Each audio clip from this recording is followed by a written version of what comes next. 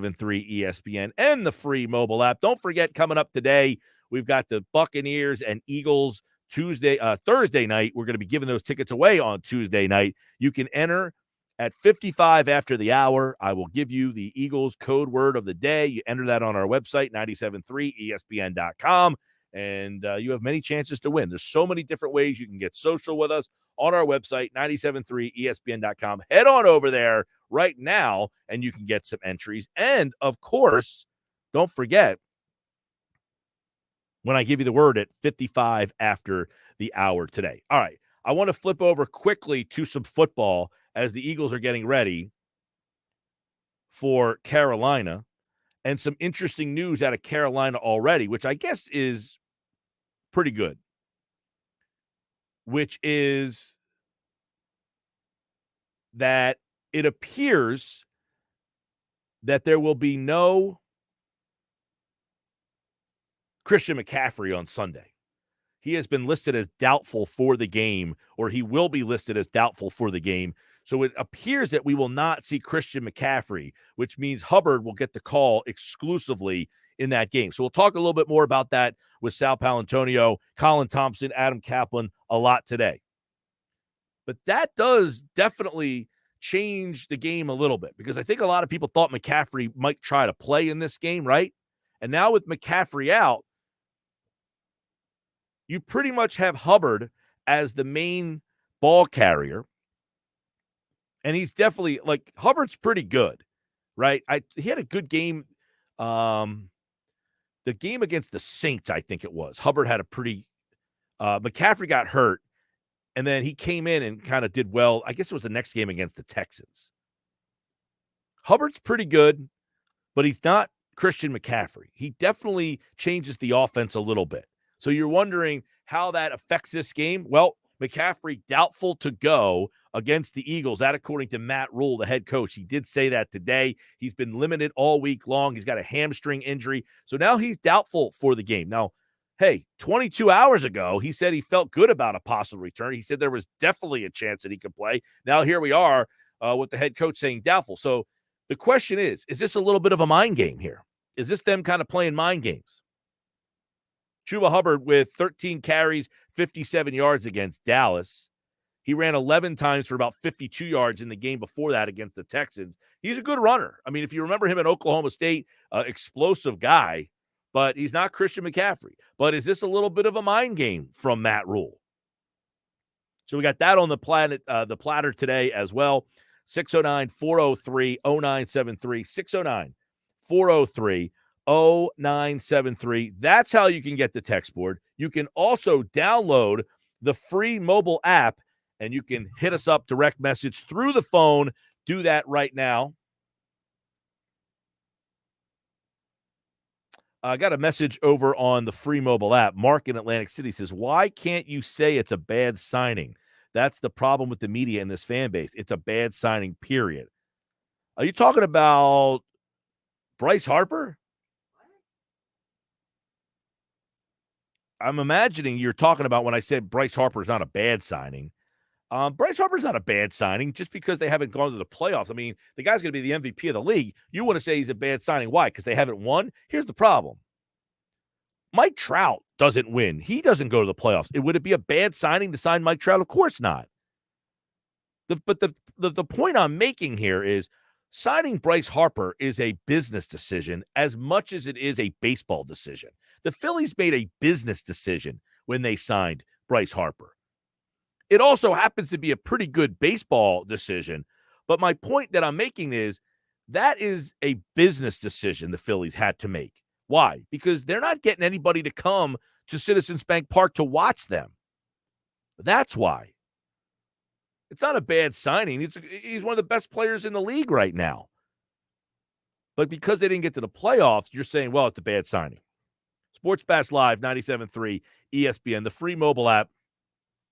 It is brought to you by Matt Blatt Kia. They want to get you approved today. Matt Blatt, 6211 Black Horse Pike, Egg Harbor Township. Mike McGarry from the Press of Atlantic City joins me in about 20 minutes from now. Sal Paolantonio at 3 o'clock. And you out there, 609-403-0973, 609-403-0973. Connect with me that way and we'll read off your text, tweets, calls all throughout the day here on the Sports Bash Live on 97.3 ESPN and the free mobile app. Download it in the Apple Store or Google Play. It's free thanks to First Bank of Sea Isle.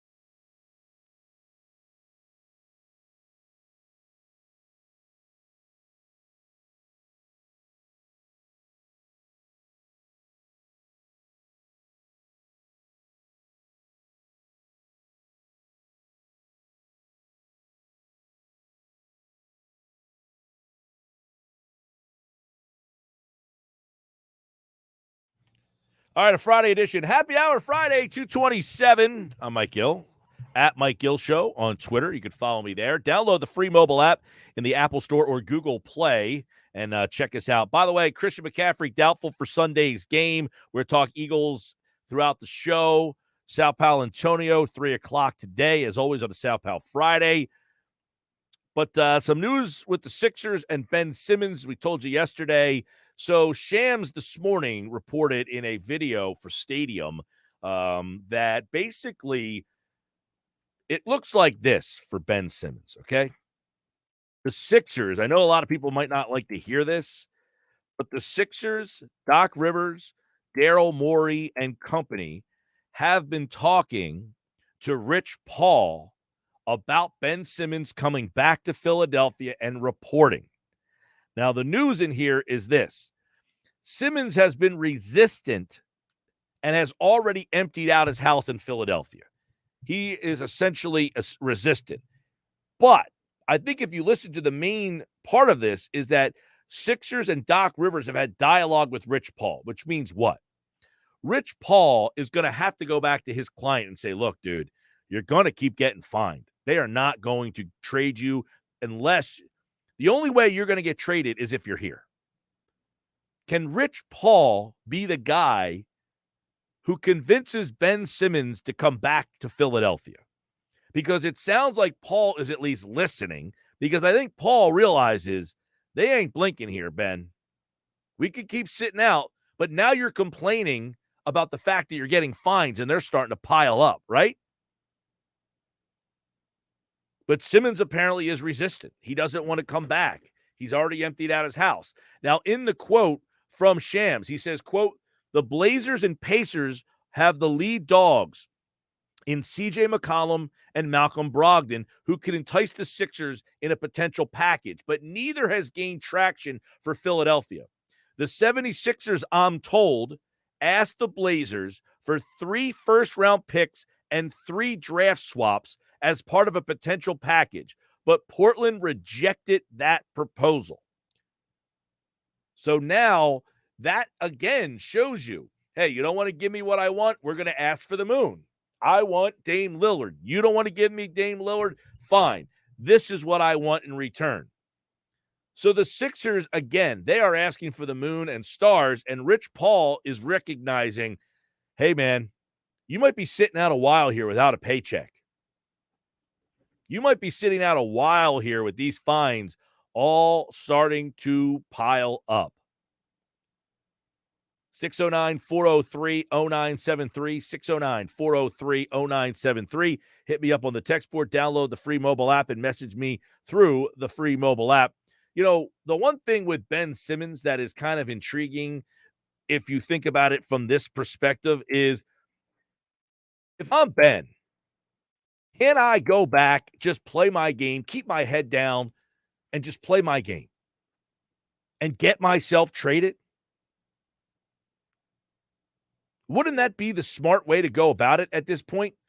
Is just, hey, don't worry about what's going on out there and just show everybody that they're wrong about me. Make it get to the point. If I'm Ben Simmons, right? Make it get to the point where the fans now want to keep you.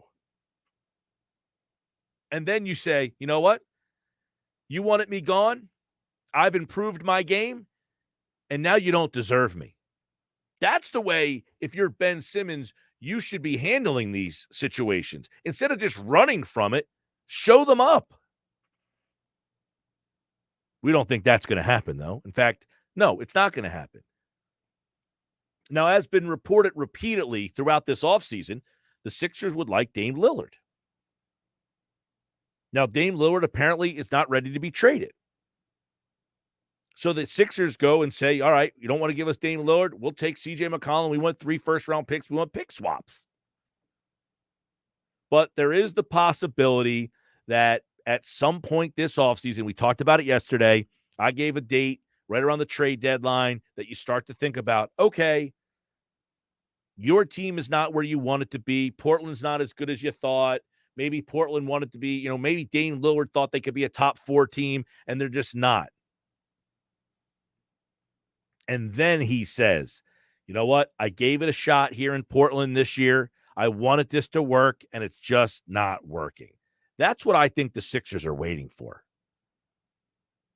That's what I think the Sixers are waiting for, is that type of team. And there's a handful of them. I think Portland would be one. Look, the Pacers, they're interested. That would be another one. If the Pacers are like stuck around the 7th or 8th spot and they just want to be better and get out of that 7 or 8 area, hey, let's just mix up the pieces. What if Chicago gets off to a bad start? They made a bunch of trades and they thought that they would be a lot better. I think another team that you could throw into that mix as a team that, hey, maybe we thought would be better is Washington. You know, Washington went to the playoffs last year. Maybe they feel like going to the playoffs that they can take that next jump. Well, maybe they get off to another bad start and Beal's just not working, and Beal does the same thing and says, you know what? It's not working here. Denver could be in the mix. Portland could be another team that's like one of those, hey, we thought we'd be better. Although I don't know why Portland would think they're any better. They're the same team every single year. It's like you can go back to 93, and it was Cliff Robinson, Terry Porter, Kevin Duckworth, Clyde Drexler, and there was one other guy, Buck Williams. I can name the 5 starters from the Portland Trailblazers team. Why? They never switched it up. They just kept going with the same crew. So I can name the 5 starters. How many people out there can name the 5 starters from the Portland Trailblazers from 1992 and 93? You think a good amount? I don't think so. I think pulling the Portland Trailblazers starting 5 out from 25, 30 years ago is quite a significant pull by me. You're not impressed by that? Well, I'm impressed about the amount of names because you went more than just starting 5. No, I gave you the 5. Well, technically, Robinson came off the bench. All right, so I got Terry Porter, Kevin Duckworth. Yep, center. Buck Williams. Forward. Clyde Drexler. And Cliff Robinson. Came off the bench. Who did I forget? Forgot Stacey. Who? Stacey Allman was on the Blazers in the 90s, too. I don't recall. Stacey Allman was on those teams. Then you also had Danny Ainge on the team. No. I'm talking about the teams that played the Bulls in the finals. Well, Danny Ainge was on that team. Not a starter, though. Right? I thought Robinson won 6th Man of the Year. He may have been, but the guys you're giving me were not the players that took his spot. I think there is a guy that I'm forgetting. It was Jerome Kersey. Yes. Also played for the Sonics later. Yeah, but not they had Rod Strickland on that team. The guys you mentioned, Stacey Allman was not on them. All right, he was the later Blazers then. I don't remember that either, but I'm not saying, but he wasn't on the Blazers team that played the Bulls in the finals. I'm just saying that people saw The Last Dance last year, so they might be a little more familiar than usual with some of those players. Maybe. I think you're giving the listeners a little too much credit on that today. Now, by the way, Stacey Allman played for Portland. Yes, he did. 5 seasons. He was there 96, 97. So he was way further down the road. Gotcha. Jerome Kersey was the one that I forgot. Kersey was the small, quote unquote, small forward. Yeah. So they had those 5 guys that were like the guys, right? They were like the 5, and they kept those 5 together for like a couple of runs at it. Hey, man, they tried at least. Yeah. You know, but isn't that part of the problem with the Sixers right now is that the fans want them to try something, and the Sixers are like, no, we're not going to sell Ben Simmons for a bag of basketball. Well, I've been saying that the whole time. They're willing to move him. They're just not going to move him for nothing. And that report by Shams is interesting. I find there's something that Paul is willing to listen, because I think Paul is now trying to be the mediator. He's the guy saying, look, Ben, I get it. You don't want to play. They're not going to do anything. If you want to complain to me, like Ben is now complaining to Rich Paul by saying, dude, I want my money. Like they're holding my money. Well, then you need to go play. Well, I don't want to play there. Hey, man, I'm just giving you the rules. Like, I think Rich Paul maybe now has his hands up like, hey, man, I'm trying to – I can't work both sides here. Does this feel a little bit like Le'Veon Bell a couple of years ago with the Steelers? Because remember, he wanted a contract. The Steelers wouldn't give him what he wanted. He sat out for a whole year. Then he bailed. Well, he misplayed that big time. He did. Because he would have been the starting running back in Pittsburgh still now, probably. Oh, absolutely. They would have never drafted Najee Harris. Sports Bash today on 97.3 ESPN and the free mobile app. Brought to you by Matt Blatt Nissan. They want to get you approved today. Matt Blatt, 6211 Black Horse Pike in Egg Harbor Township. I'm Mike Gill. Don't forget, download the free mobile app. It's free in the Apple Store, Google Play. You can message us through your phone. Coming up on the other side, Mike McGarry from the Press of Atlantic City. We'll get his thoughts on this big NFC East weekend. Can the Giants actually pull off an upset win against Dallas? Plus, we got Washington, and the Eagles are taking on the Carolina Panthers. We got all that. Plus, we'll give us a little update on the high school football this weekend and more here on the Sports Bash live on 97.3 ESPN.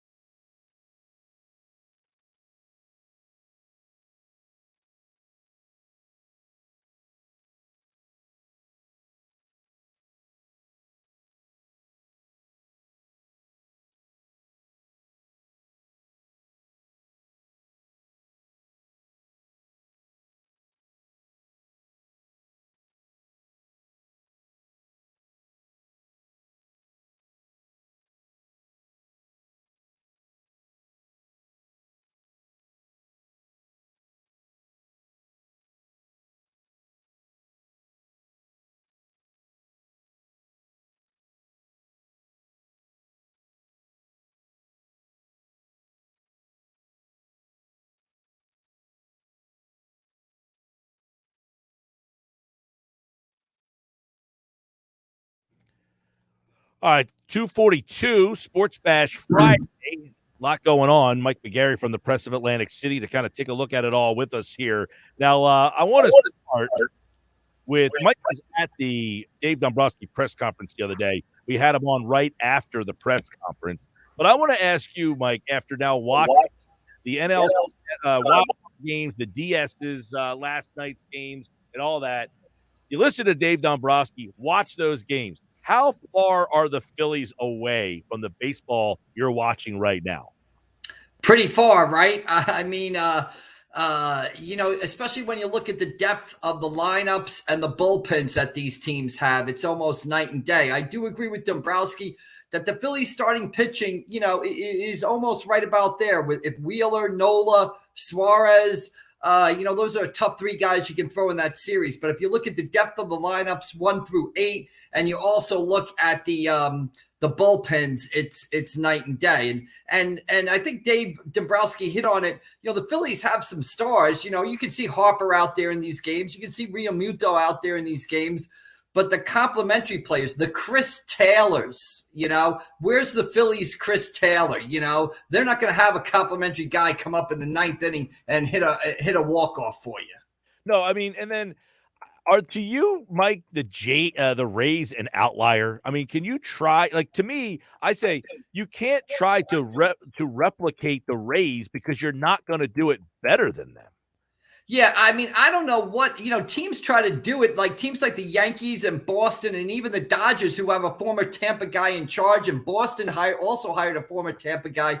They've got him in charge. They're trying to do it and blend in like the big money spending along with it. But what the Rays have done is really, it's really remarkable. It's almost like they don't make a mistake. I mean, they lose a guy like Tyler Glasnow, who's the ace of their staff, and they just put another guy in there and he performs better. It's almost like they're putting robots in different spots and not human beings. And then they, on top of it, then they go out and find 2 of the best rookies in baseball and put them out there. So it is really remarkable what Tampa's doing. And to your point, if it was that easy, everybody'd be doing it. Right. I mean, Rosarina, like as much as he has been a star in the playoffs during the regular season, he's only hitting 270 with 20 home runs. I mean, he's essentially JT Realmuto or Gene Segura. So how do they win 100 games? Their lineup doesn't have anybody hitting over 275.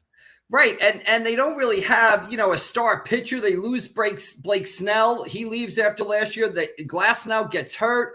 One thing I'll say about them, and I saw them play in person at Citizens Bank Park, and I think this is an underrated part of baseball that we kind of gloss over, and it was a major weakness with the Phillies last year. I saw Tampa play 2 games, I think it was in August against the Phillies or maybe early September. Tampa made every play in the field. Every ball hit in the gap they caught. Heart and ground balls down the first base line, diving stops. The infield caught everything. They gave the opposing team 27 outs. They didn't give them 28 outs. They didn't give them 29 outs. They didn't give them 30 outs. They made every play in the field. And I just think that goes to show how, underrated that is. They didn't give their opponent an extra run or 2 a game, which could be all the difference in the world when you're talking in the big leagues. Yeah. Now, I guess the other question is, you watch these teams. To me, Mike, you kind of hinted at it. I think you said it, is the difference between the Phillies and these other guys is the complementary players, but the bullpen. These teams are relentlessly come at you with arms in the bullpen. Why don't the Phillies in my lifetime have those guys? Well, that's the big question. And I think really when you take a step back from Dombrowski's press conference, I think that might be his number one task is fix this bullpen. Because if the bullpen was even okay, decent, the Phillies would have made the playoffs last year and probably this year. Well, they blow 34 saves. You're absolutely right. These teams bring one guy after another out of the bullpen throwing 98 miles an hour. It's really incredible. The Phillies tried to go some power arms this year. They brought in Alvarado. They brought in Coonrod, right? But they just didn't have they brought in Bradley, who was a big disappointment, I think. And they just didn't have the consistency in the bullpen. The bullpen might be the hardest thing in baseball to figure out, but it's critical during the regular season, and it's especially critical now when you see these games. You had 2 great starters in the NL wildcard game, right? Scherzer and Wainwright. both starters were gone by what, the 5th? I think Scherzer was gone in the 5th. Wainwright was gone in the 6th. The rest of the game was a bullpen game. So these bullpens are critical, and the Phillies have to figure it out. And I think they got to get a back-end closer, a guy who's reliable and has done it before going into next season. Yeah, that's the difference to me is with the Phillies go to their bullpen, the game is a crapshoot. When these teams go to their bullpen, it's because the game in their mind is now over. Correct. These teams are playing 5-inning games, basically. And if you don't get to them in 5 innings, if you're trailing after 5, you lose. You're right. With the Phillies, if you're trailing after 6 when they go to the bullpen, you got the Phillies right where you want them. Mike McGarry from the Press of Atlantic City. Speaking of the Phillies and bullpen, you have a must-win column on a possible piece that maybe could help their bullpen. Yeah, who knows? It's been a remarkable story already, so who knows where it's going to end up. It's online and in the paper today. Mike Adams, Egg Harbor Township, Holy Spirit graduate.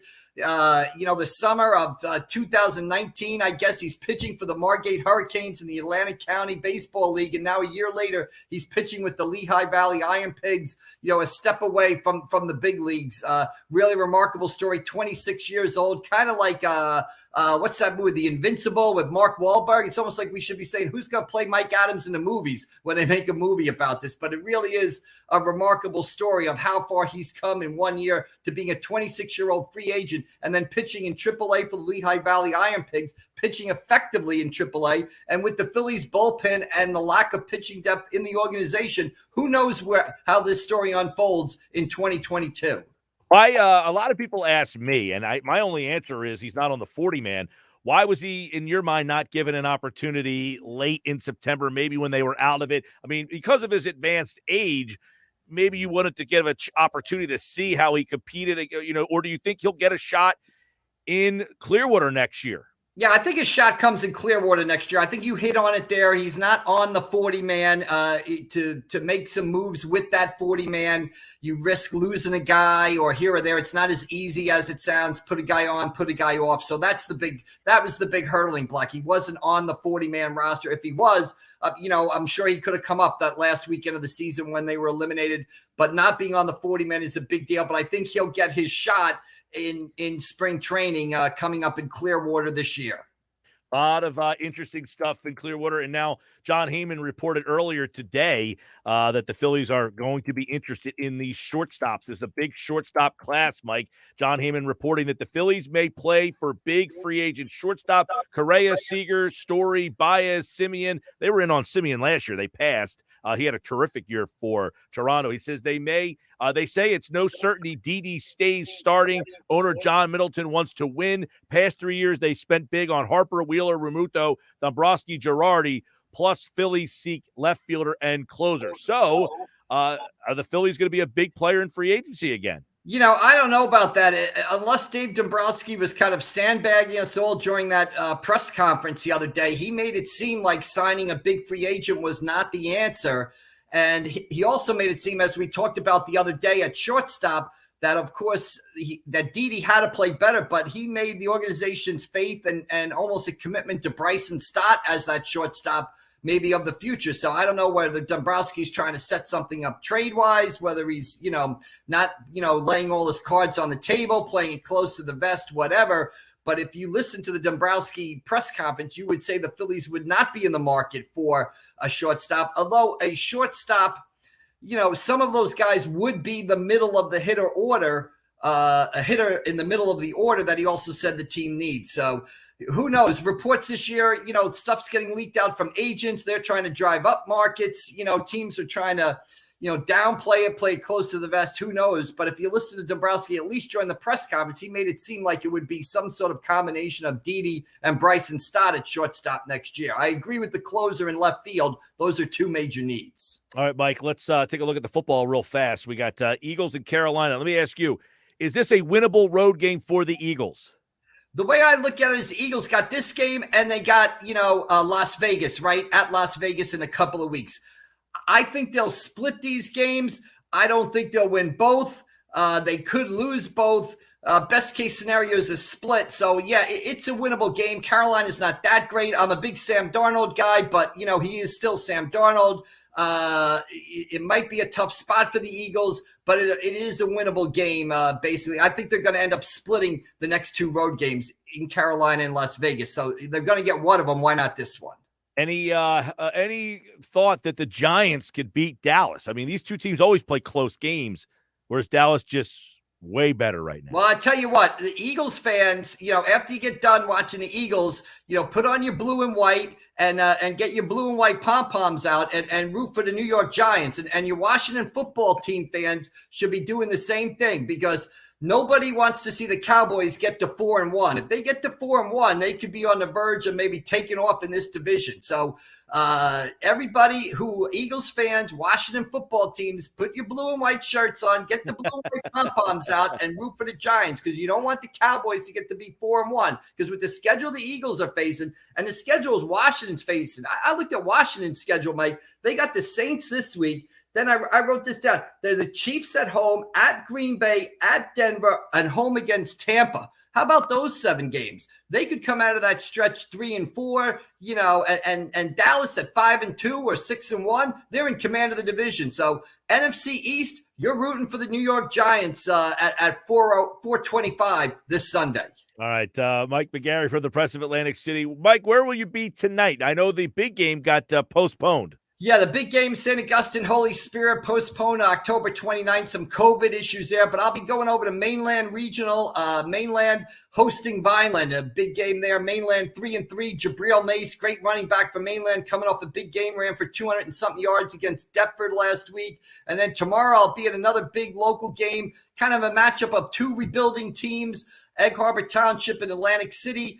Atlantic City's won 3 in a row. Egg Harbor's 3-3, playing a lot better. Both teams on the fringes of the Group 5 playoff race. Winner gives themselves a boost. So 2 good local football games, Mainland Vineland tonight, Egg Harbor, Atlantic City tomorrow. Check out the coverage in the Press of Atlantic City at AC Press McGarry on Twitter. All right, Mike, enjoy the weekend, man. All right, we'll see you on Monday. Good weekend. See you later. Yes, we'll do the weekend recap with Mike on Monday. He'll be back here on the Sports Bash. Good as always, good energy, good back and forth. As he mentioned, the NFC East schedules. I want to dive into that. I'm glad he brought that up. Where is the roadblock for Dallas? Sao Paulo Antonio, a Sao Paulo Friday coming up in 5 minutes. Right now, the Eagles keyword of the day. I'm going to give that to you here, and you got to enter it on the website, 973ESPN.com. Our Eagles keyword of the day today is Cox, C-O-X, Fletcher Cox, C-O-X. Enter it now on our website, 973ESPN.com. C-O-X. Enter it now, and you're entered to win Eagles, Bucks, Thursday night seats, club box, a week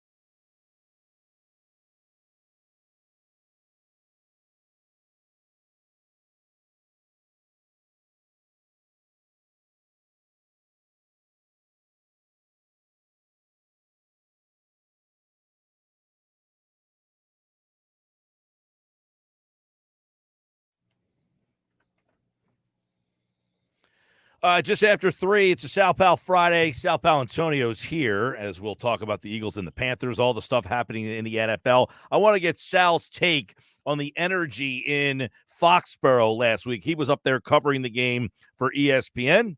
And, of course, he joins me now on a Sal Pal Friday. Johnny G and the Burger Realty team in Ocean City bringing us the Sal Pal Friday here on a beautiful day down the Jersey Shore. Sal Pal, how are you? Oh, I heard it's beautiful there. I heard it's beautiful down in Ocean City. It's always beautiful down in Ocean City. It's a fine day to be down the shore here. But Sal Pal, before we look at this Eagles game and everything that's happening around there, I gotta get you set the scene for what Sunday Night Football was, being in that building, what the atmosphere was like, and just kind of give us a little overview of what people thought was the regular season game of the century. Well, it was a Super Bowl atmosphere. But it was almost more intense because everybody in the building had something at stake. Right? In a Super Bowl, you have a lot of people who come in from out of town, and they'd be there, not necessarily rooting for the teams in the game. But in Foxborough, everybody had an emotional stake in the game. So there was an extreme snap, crackle, pop. Obviously, the game itself didn't live up to it. It was an ugly game there, but Brady well. And did you see a different Brady? Did you see a Brady that the moment did get to him a little bit? I've seen a different Brady for the last 2 years. Getting a divorce from a long time organization or a marriage or any relationship that you have always takes an emotional toll on you. And you got to pick up the pieces and go somewhere else and try to be successful. That's a draining experience, especially at the end of your career. So I've seen a guy that is an intensely focused and try to compartmentalize what's important to him and what's not, because he's really trying to close out his career on top and prove to a lot of people that basically he was right all along. Yeah, just, it's amazing to see. I mean, it wasn't his best game, obviously. It seems like he made a couple throws. No. It seemed like he had a little extra juice behind him. I mean, this is a guy who's won Super Bowls and played at the highest level. It did look anyway, like that was a little bit of a different night for him, right? I mean, did you sense that as well? The ball was sailing on him, Mike. No question about that. Yeah, and that was because he was amped up. All right, let's take a look at what's happening here. First off, let's start with this. They lose that game to Kansas City last week. The defense obviously gets undressed for the second straight week. John and Gannon this week saying, well, it's not the scheme. We're not, we don't really have a scheme. We have a philosophy. This game against Carolina, right? Did you find that bewildering as well? Bewildering would not be the word I would use, Michael. I never heard that before. I would say hilarious. How about that? Yeah. I've never heard this before, really, so much that we don't have a scheme. We just kind of have a philosophy. Well, the philosophy doesn't seem to be working, but obviously a lot of people didn't expect them to beat Kansas City, Sal. This game against Carolina, though, is this a game that you view as a winnable road game for this team where they are now? Everybody who's listened to that and listening to this great radio program right now will say, you know what, if I go into the office and my boss says, we don't really have a plan, we have a philosophy. That's not very inspiring words. It's just not. What if General Patton had said to the troops, I don't really have a plan. I have a general philosophy that would follow me into battle. It just doesn't work. No. It just doesn't work. So here's the problem with the defense in a roundabout way. I'm going to try to get as specific as possible about this. So the numbers and the film show the same thing. It's a very vanilla defense. They are living in Vanilla City. Yeah. So I sent you those numbers that they are blitzing only 10% of the time. So you see on my Instagram, Sal Pal ESPN, if they have blitzed, Michael, In 4 weeks, in 4 games, the first 4 weeks of the season, they have blitzed 10 times. Yeah, 10. And only a total from the email here, 12% of the time. It's the worst blitz percentage in football. And we talked about last year, vanilla, Jim right? Schwartz. Yeah, Jim Schwartz didn't like the blitz. People wanted him gone. Well, now you got someone who blitzes even less. Right, and you're playing zone behind it. So what did you see Jimmy G do? 2 90-yard touchdown drives. Yeah. Dink and dunk down the field. What did you see Dak Prescott do? Roll out, find crossing patterns constantly underneath. What did you see Patrick Mahomes do? It was like a fireworks show. So this week, it's pretty clear when you hear from Fletcher Cox or Darius Slay, when they say, we got to do things differently or I'm being misused. Darius Slay is a man-to-man corner. Yeah. He wasn't built to play in his own defense. And they need to blitz to help out. You lose Brandon Graham. Michael, the whole kitchen and everybody should be coming at the quarterback. Well, right. And you went out. I mean, Slay, you mentioned man-to-man guy. You went out, got the veteran in Steven Nelson. You feel like you're more equipped. You almost would be better off with Jim Schwartz's defense right now. Except for the too high safety situation. I'm all in favor of playing too high safety and man underneath and a lot more blitzing. Yeah. At least a lot more games, a lot more blitzing. I mean, honestly, you look at the film, Michael, you got a pretty good arm. I've seen your arm. You can play quarterback.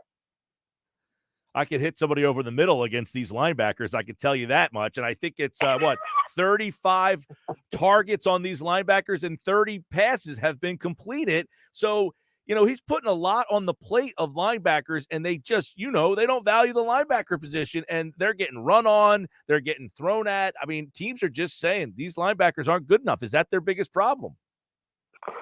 They have definitely have a personnel issue, and they have a scheme issue. But, when you have a personnel deficiency, you have to play to the strengths of the personnel that you do have that you like. Yeah. And then try to manufacture pressure on the quarterback. What have I been saying to you for 2 years? That the NFL is a blitzing league. Look at the Arizona Cardinals. Still the only undefeated team. They're the number one blitzing team. The Bucs won the championship last year by blitzing off the bus. They look at the Baltimore Ravens. Why are they still alive despite the fact that their quarterback really can't get them out of trouble throwing the football?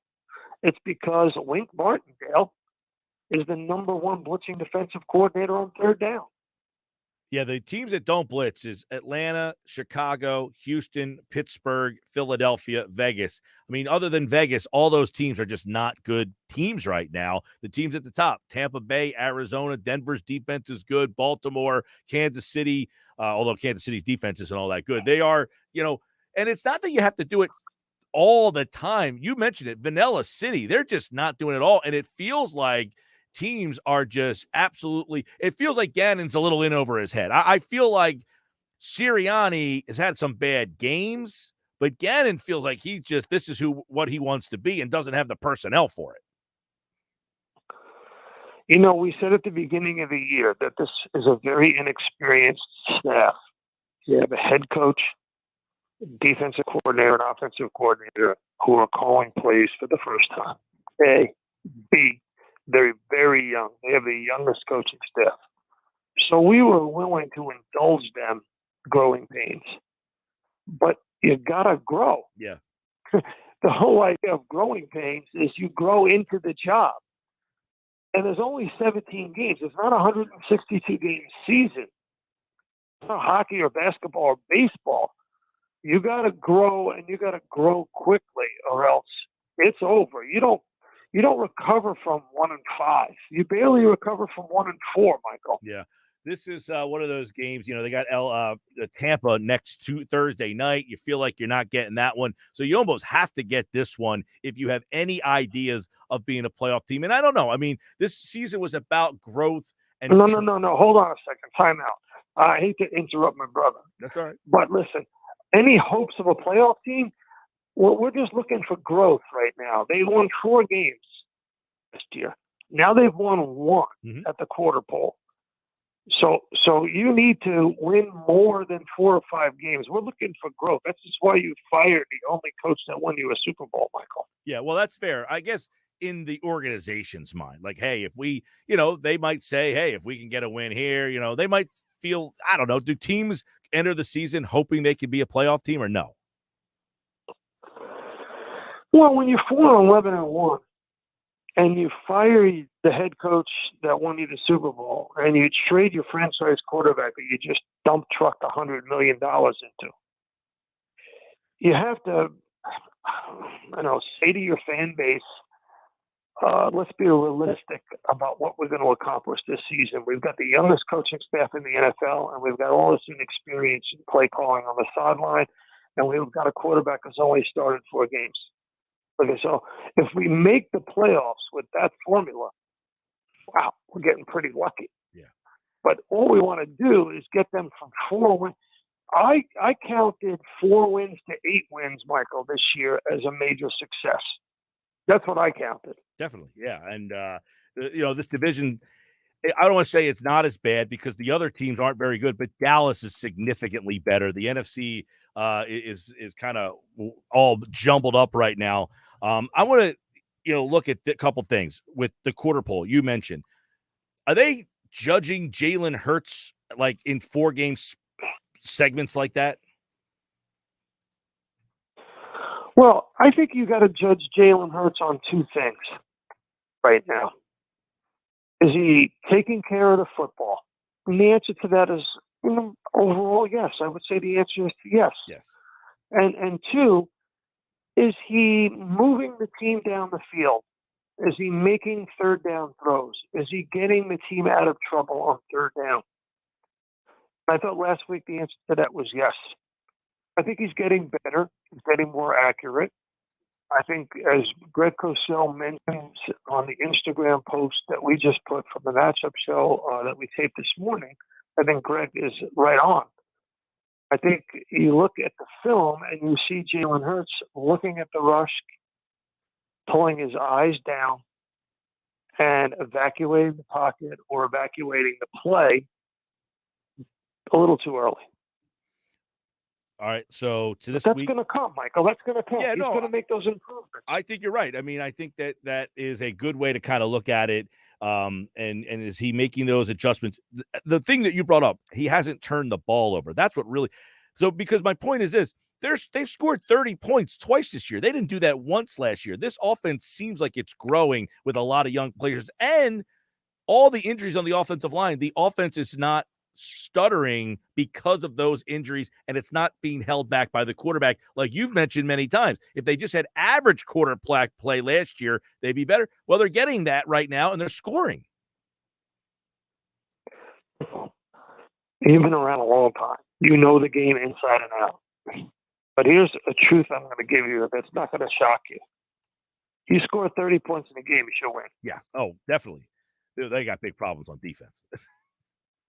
They got big. All right, give me a couple thoughts on this Eagles-Carolina matchup. What are you looking at for Sunday? Well, I just saw that Matty Rule listed McCaffrey doubtful. As doubtful. Yes. So it's unlikely that he's going to play in the game. So that's a big win for the Eagles because it's a much different offense.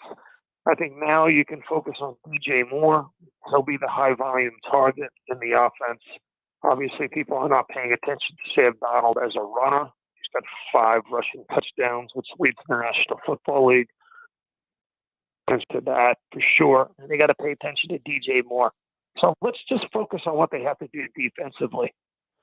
If they don't start blitzing this week, we'll know that they're not making any progress.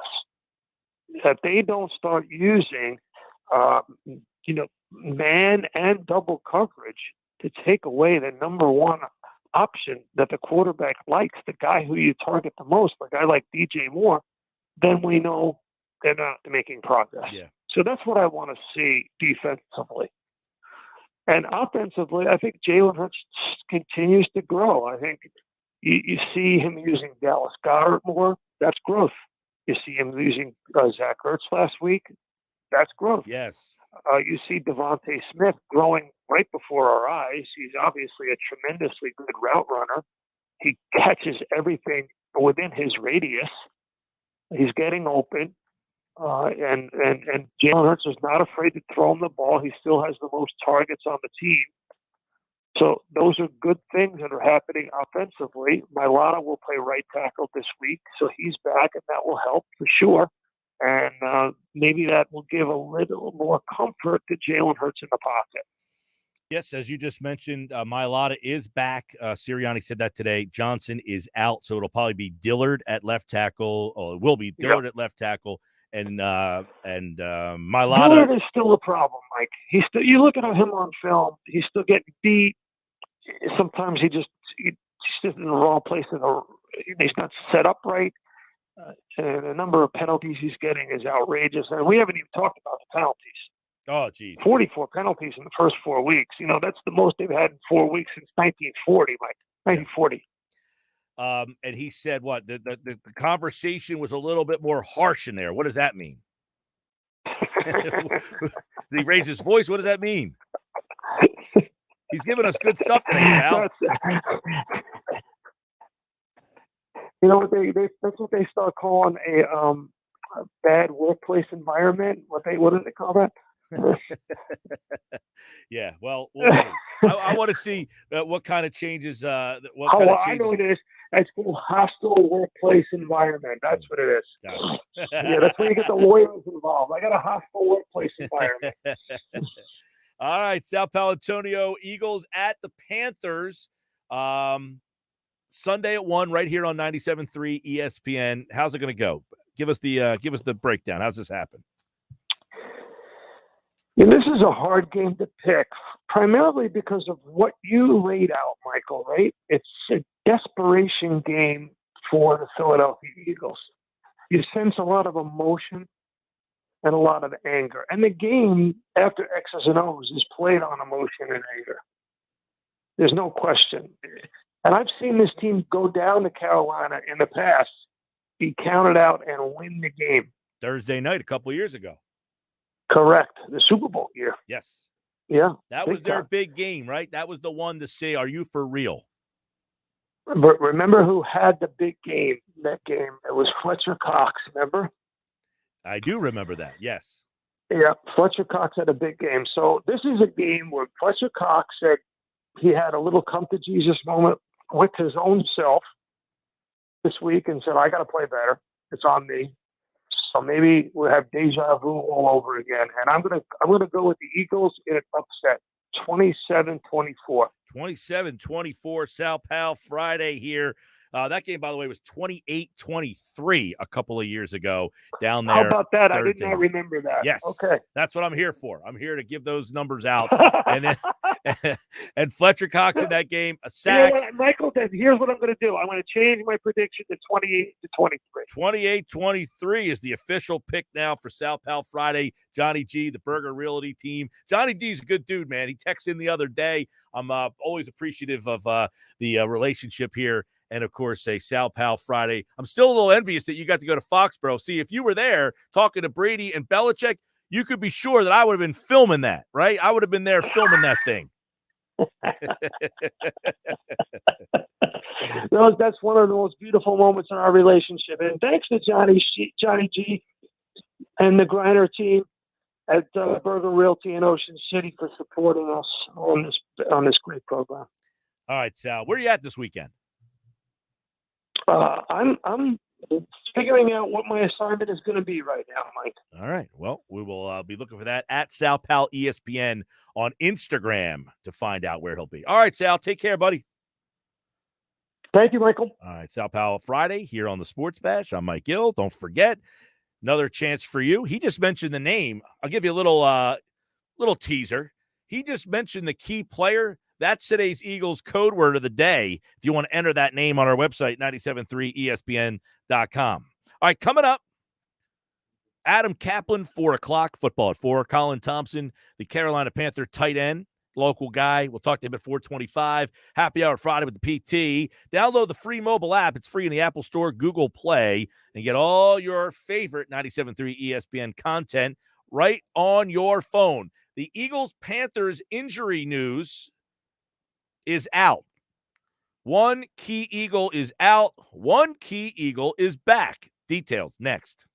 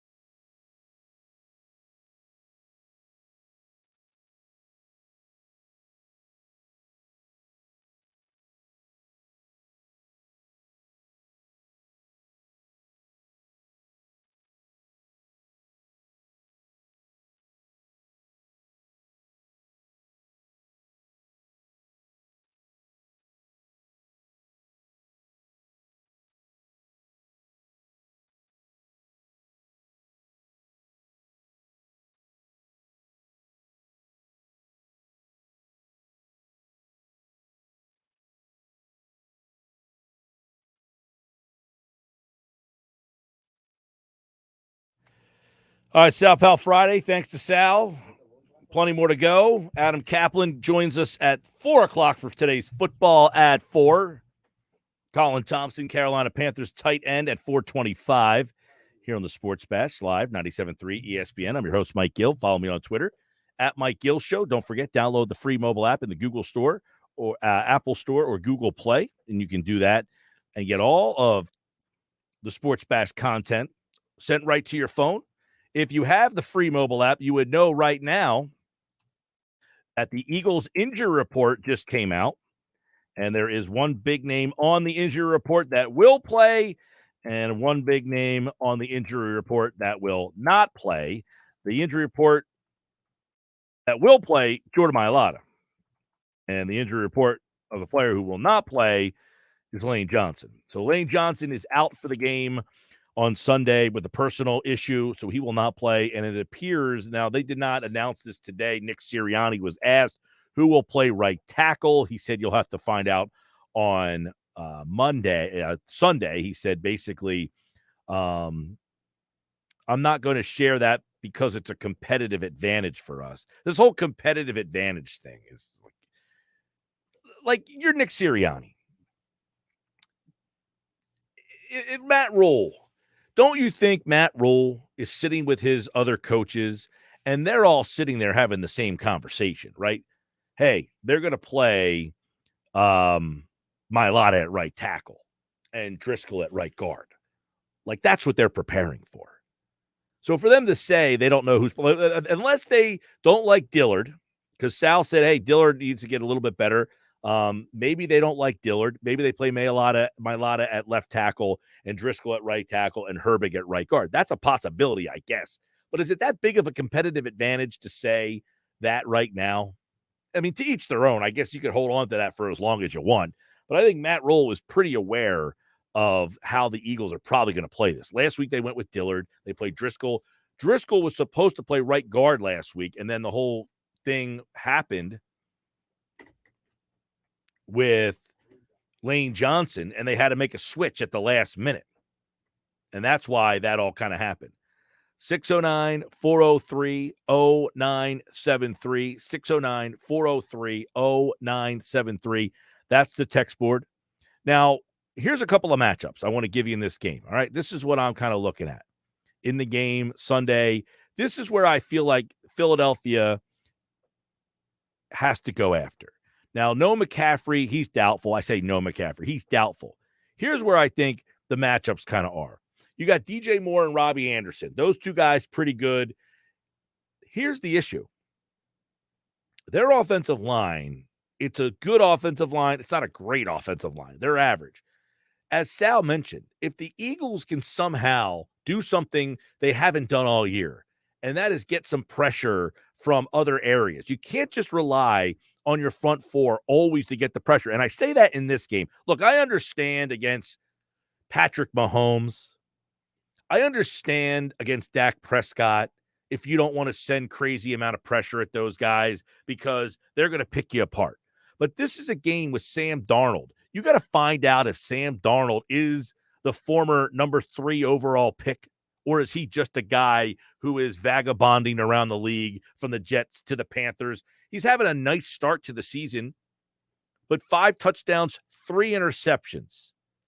He is prone in this season, but seasons in the past, and I get that he was at the Jets, didn't have a lot of talent there. I get all that.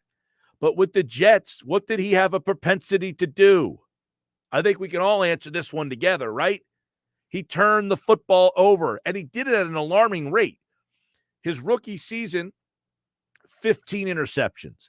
His second season, 13 interceptions in 13 games. He fumbled 6 times. In 2020 with the Jets, in 12 games, he threw 11 interceptions, and he fumbled 4 times. And already with Carolina, in 4 games, he has 3 interceptions and 2 fumbles. So when I'm looking at this game, I'm looking at you have 2 corners. They have 2 good receivers. But you need to ask your 2 corners, hey, we need you today because we're going to send a little bit of pressure at Sam Darnold. because Sam Darnold has a propensity to turn the ball over in two ways, not just one. He fumbles the ball and he throws interceptions.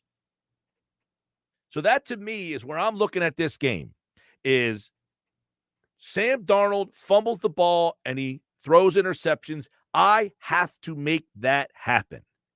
Now, one thing that Darnold has been better at is completion. His completion percentage is 68% almost. With the Jets, he was a career high of 62% in 2019. Again, didn't have great weapons down there, did not have a great offensive line. I think Darnold has looked pretty good for the most part. So I'm not sitting here telling you that, Darnold's the same guy he was with the Jets. Maybe not, but what he is the same as, he's turning the ball over at the same rate. You can't take that away. 15 interceptions, 13 interceptions, 11 interceptions. Now he has 3 in 4 games. He had 11 in 12. He had 13 in 13. He had 15 in 13.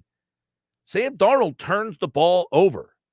That's what the Eagles have to try to do. And if I'm Nick Sirianni, I'm having a nice talk with Jonathan Gannon. And I'm saying, look, this is how we beat this team. This is our way. And if Sam Darnold beats us, God bless us. But if we want to win this game, the way that we have to go about winning this game is that I need you to get pressure on Darnold. And you have to ask Darnold to either win the game for them or possibly more likely lose the game for them. Because I'll give you a couple of things I don't like about this game. And then this Carolina team is pretty good. And where they're really good now, I say they're really good. They have been really good defensively, but they've lost a couple guys on defense now. So their defense is a little different, but they're still very good. They don't have Horn, who was pretty good for them. C.J. Henderson's new in the system. Dante Jackson can be had. A.J. Bouye is a veteran guy. He's just kind of a vagabond cast-off guy. You can go after them in the secondary. The guys that you have to be worried about if you're Philadelphia is what they do with Hassan Reddick. You know, Shaq Thompson's out in this game, so he's a playmaker for them who's not going to play. They're pretty good up front with Burns, Brown, Jones, Fox. I think that's a pretty good team. But guess what? They don't have, now I say they don't have, Reddick is a guy who's a sack guy. He can get to the quarterback. But their front four, let me go back to that article that Sal sent me over the weekend about blitzing. Where are they as a blitzing team? Let's see. Carolina is, all right, like about top 10. 1, 2, 3, 4, 5, 6, 7, 8, 9. They're 10th. They blitz 30% of the time. All right, that's the number I'm looking for. They blitz 30% of the time. But without McCaffrey, who is second on the team with 16 receptions, Hubbard does not catch the ball nearly as well as effectively as McCaffrey does. So they lose that weapon out of the backfield a little bit. So it goes back to getting pressure on them. But where I'm interested in, this is a Panthers team in terms of, all right, well, how do they do against the run? And Carolina against the run is giving up 430 yards in 4 games. They give up 107 yards rushing a game. It's not a whole heck of a lot. So you have to try to force them to show you that they can continue to stop the run as guys have gotten hurt. Because against the pass, I think that they're a little bit better. And I don't want to go into this game if I'm Nick Sirianni. I think that I can do a better job of running the ball against them.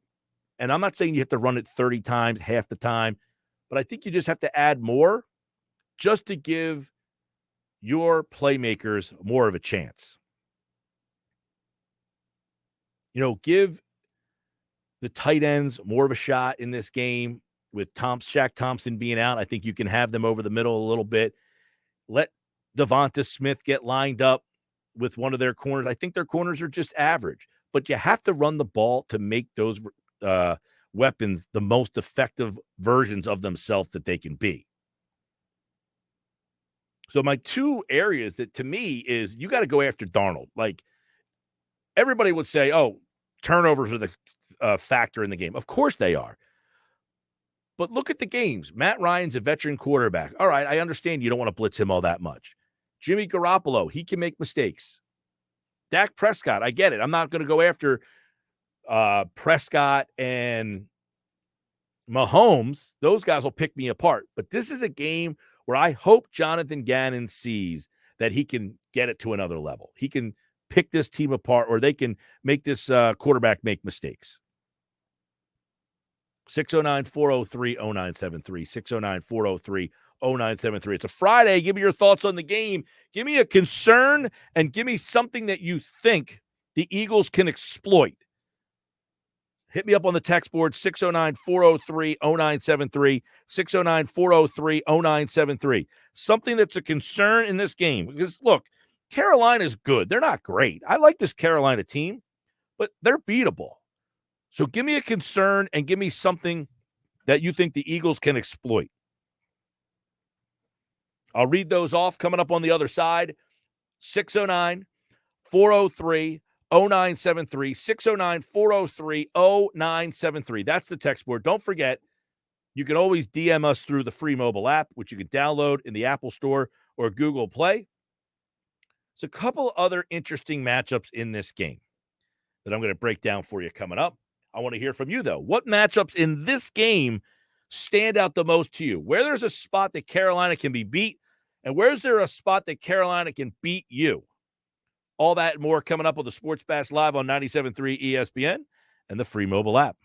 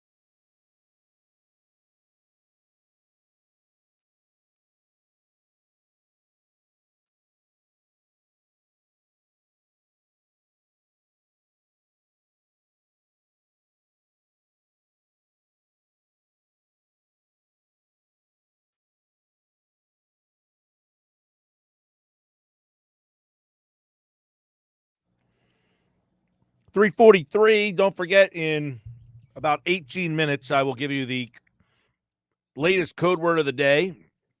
We'll have that for you. You can win Eagles and Bucs tickets Thursday Night Football at Lincoln Financial Field. You can hear the game right here on 97.3 ESPN. See, it's easy to do. I give you the word. You go to our website. You enter the word. But you can go to our website right now, 97.3ESPN.com, and you can enter without the word. You just get more entries. And I give you the word. It gives you even more entries. And I'll announce the winner, who's sitting in the club box, you and a friend, for the game coming up on Thursday night, Eagles and Bucs at Lincoln Financial Field. Your chance to win is coming up in about 11 minutes from now. All right, so my big thing for the game is I want to see pressure on Darnold, right? Is that fair to say Darnold turns the ball over? I mean, it's all you have to do is watch his first 3 years in the league and then watch what he's done so far this year. He's a turnover guy. I just gave you the numbers. He doesn't only turn the ball over by throwing the ball. He will turn the ball over by fumbling the ball. So these are things that the Eagles can do. They can get Sam Darnold to turn the ball over. Now, there's one other area that I think Philadelphia has an interesting spot at here. And I told you before that Shaq Thompson is out of the game on Sunday. He's a very athletic linebacker, something the Eagles do not have, right? So with Shaq Thompson out, there's an area where, again, we talked about it last week, and the Eagles did. They scored 30 points. They got their tight ends involved in the game. I think that is a big. If the Eagles want to compete, put it this way, if the Eagles want to compete and they don't want to run the ball a whole heck of a lot, it is imperative for them to utilize the short passing game. They have to utilize the short passing game more. So if they want to, this helps out Jalen Hurts more than anything, is that what did Brandon Staley say the other day? Did anybody hear the Brandon Staley little monologue that he gave that really had everybody saying, man, this guy's my new favorite head coach? And what he said was why the running game helps out the quarterback so much. And it could be any quarterback, Aaron Rodgers. I mean, you ask Aaron Rodgers to throw the ball 60 times. Yeah, a lot of times he's going to give you, some tremendous big plays. But anybody you ask to throw the ball 60 times, you're probably in a game that you don't want to be in. When you have a guy like Jalen Hurts, I think you could look at it like this. I said to Sal, after the quarter poll, do they know anything about Jalen Hurts? Well, he hasn't turned the ball over all that much, which is great. But there's not a lot of big plays in there either. Everything is safe. It's like Hurts is playing well enough to not be bad, but he's not doing anything to win people over yet. So how do you win people over? How do you kind of keep people wanting to be invested in him? You win. And how do you win? You make things easier for your quarterback. How do you do that? You don't have to run the ball every single time. But let's say 15 runs, and then you have a variety of other plays that are very tight end centric. How many screen passes out of the backfield have we seen this year? Can anybody count any? Kenny Gainwell, has he caught a screen where the offensive line just lets the defense come at the quarterback and he throws it over the top of them and he's got 3 blockers out in front of him? Have we seen that at all? I haven't. I've seen a handful of, shotgun, snap, turn, throw to the sideline, catch, and then you're getting up the field with a wide receiver blocking in front of you. And I'm not saying that play doesn't work. It does. They've scored touchdowns on it.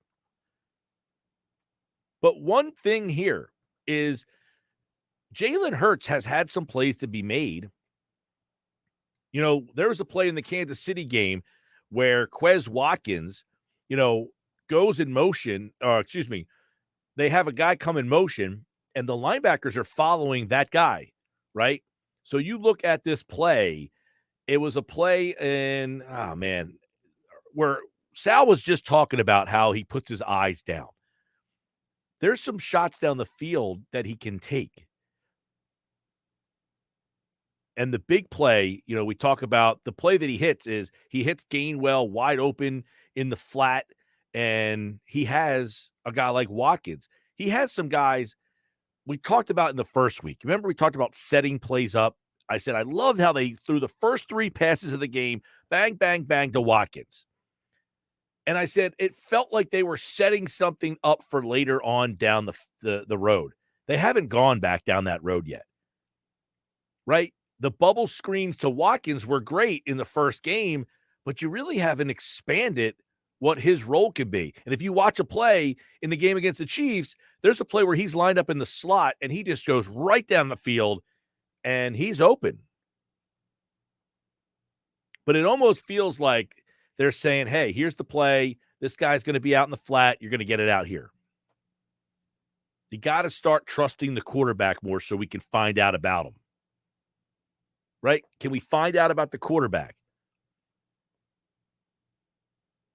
And if you don't trust him, then you got to run a lot more stuff for a quarterback you don't trust. 609-403-0973, 609-403-0973. Take a couple text messages. We'll get to those in just a little bit. I do want to say this as well. You know, the one thing about this Carolina team, too, is their offense last year was not very good. They do got some weapons on the offense. Hubbard's a pretty, even though McCaffrey's not in there, Hubbard's a pretty good runner. DJ Moore has been one of the best running wide receivers in the league. I feel like Anderson and Moore don't get a lot of attention around the league. Moore's a guy that can be a handful for the Eagles secondary this week. And I think you look at Terence Marshall, too, a guy I haven't really brought up. He's the third guy out there. He hasn't done a whole heck of a lot at all. Like, he's a guy that I think they thought he was a second-round pick, right? Marshall's a kid from LSU. I think they thought they were going to get more explosion from him, and they haven't gotten much from him either. But Moore has been really good. Robbie Anderson's kind of a big play guy, but hasn't been. I think the Eagles, if I'm Jonathan Gannon, I feel like, hey, this is the week to prove to me, guys, Steve Nelson, Darius Slay, prove to me you can still play the 2 high safeties, but man up on the outsides and send a little pressure at Darnold. That's what I'd like to see this week. Because I think that's the way to get after this team. 609-403-0973, 609-403-0973. Sports Bash Live on this Friday edition, Happy Hour Friday. Don't forget, coming up, Adam Caplan in 9 minutes from now. Colin Thompson, the Carolina Panthers tight end, will join us coming up at 4:25. It's Happy Hour Friday. Pete Thompson is here as well. And then KC Joyner gives us one thought on every game at 5 o'clock. I'm going to, this game on Sunday too. I was talking earlier about the schedules coming up. McGarry brought up Washington. So that's real quick because Washington this week plays the Saints. The Saints, the Chiefs, the Packers, Denver, Tampa Bay, Carolina, Seattle. Their schedule for winning the division last year is brutal. Washington, I got news for you. Washington is out. All right? Washington's out. Did you hear the schedule I just gave you? Saints, Chiefs, Packers, Broncos, Buccaneers, Panthers, Seahawks, at Raiders, Dallas. Yeah, Washington's cooked. So let me go over to Dallas. When's the first game on their schedule? They play the Giants this week. I think they win that game. It's at home. They're at the Patriots. Now, I don't think the Patriots obviously are great. But this is going to be a high-profile game. You're going to get Nance. You're going to get Romo. The whole country's going to see it. I think Belichick, that's a game that I would circle that is a winnable game for New England. At the Vikings Sunday night, I like Dallas over Minnesota. Game against Denver's interesting. Denver, who's playing quarterback? You getting Locke or you getting Leftwich? Not Leftwich. Leftwich, jeez. Yeah, Byron Leftwich is playing quarterback for Bridgewater. And then they've got Atlanta. Obviously, that's a game. They're at the Chiefs. That's going to be an interesting game. At Kansas City, that's going to be that game's going to be like 35-30. Both teams have mediocre defenses. The Raiders at the Saints. Dallas, to me, when you talk about when's their game, I think that New England game is a game that could give them some trouble. The Bronco game's an interesting matchup for them because they have a good defense. The Chiefs game, the Raider game, they're at the Saints. And then after that, they play the Cardinals really late in the year. They play the Cardinals in week, 17 would that be? So in the NFC East, I think Washington, who's 2-2 right now, is basically got no shot. The Giants play Dallas, the Rams, the Panthers, the Chiefs, the Raiders, the Bucks. I mean, they got a gauntlet too.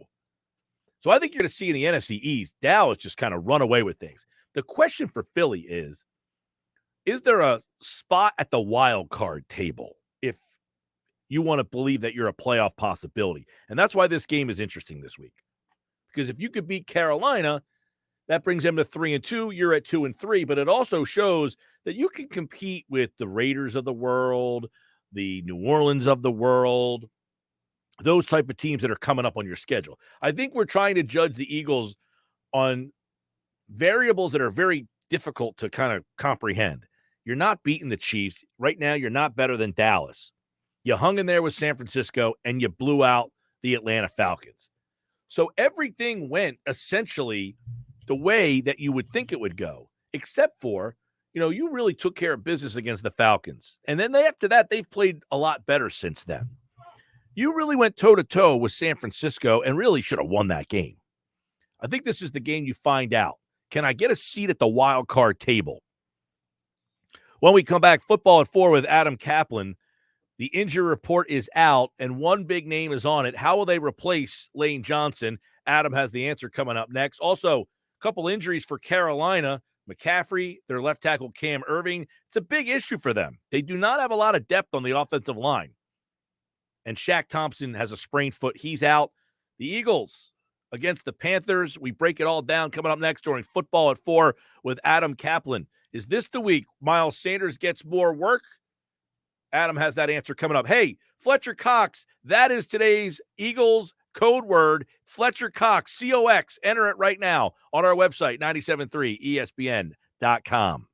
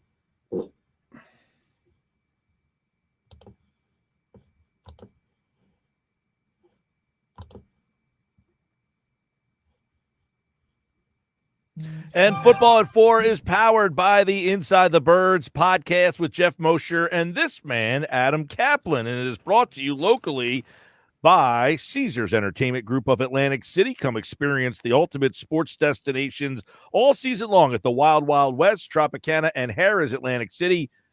Book your game day experience today at Caesars.com. There he is. Adam Caplan is in the house as we bring you Football at 4 on a happy hour Friday. Adam is new to the happy hour Friday. You were on Thursdays for a while, and now you're on happy hour Friday. It's a lot more fun on Friday, Adam. It is, Mike. No, I'll be here on Fridays the rest of the regular season. We're assuming the Eagles won't be a playoff team. If that's the case, yeah, I'll be on Fridays. And, yeah, look, it's cool. And the good thing is we've got the injury report. We'll go over kind of the Eagles injury situation, but that's been resolved. We've got also the Panthers injury situation, which is a little worse than probably I thought a couple days ago. So that's good for Eagle fans in the club.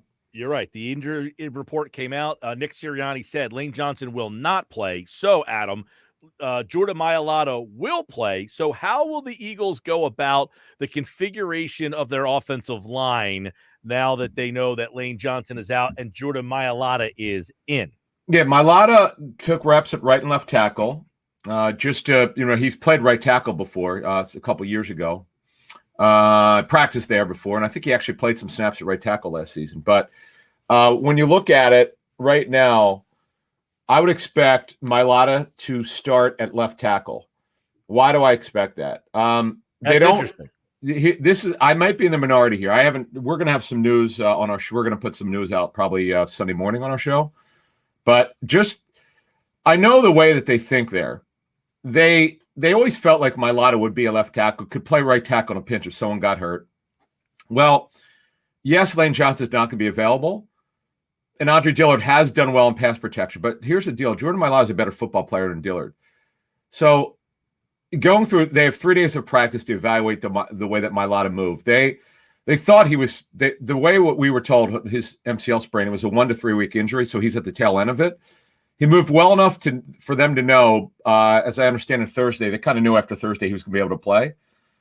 So why would you ask him to go over to right tackle when he's been playing left tackle and practicing at left tackle for over a year? Well, why would you ask him to go to the other side just to get Dillard on the field? So they have to ask yourself this question. Are they better off with Mailata at left and Driscoll at right, or Dillard at left and Mailata at right? That's what they have to answer. That'll ultimately be Jeff Stoutland's decision. Now, I guess the other question might be, Adam, who's the weakest link? Is it Herbig, Driscoll, or Herbig. Dillard? Yeah, Herbig by far is the weakest link. So now their plan last week is to go with Driscoll before the Lane Johnson news came out. Was to go with Driscoll at right guard. Dickerson obviously is their left guard until further notice, and then they were going to have Herbig be the third, the top backup interior lineman. Now that didn't wind up happening because of Lane Johnson being out, so they had to start Herbig. And by the way, overall, their pass protection was really good. That was probably the biggest surprise of the game for me, is that how well they block, considering they did not have a lot of notice on the situation. They found out, I'm told, a couple hours before the game that Lane would not be available. Certainly something that is not. By the way, Lane Johnson also had an ankle injury last year where they found out that he practiced with the team on a Friday. After the walkthrough, it didn't go well, so they had to make plans. But to be able to, Mike, to have to change this right up and the players have to change their focus like that, that's not easy to do. That's a kudos to everybody concerned. Yeah, I know that this will be interesting because Nick Sirianni said competitive advantage. We don't want to give up that information. So we're going to find out, I guess, on Sunday how they will configure that offensive line. But Adam just kind of broke down a couple different avenues. They can go with scenarios. Mailata at left tackle. They can go with Dillard at left tackle. Mailata can play right tackle, or Driscoll can play right tackle.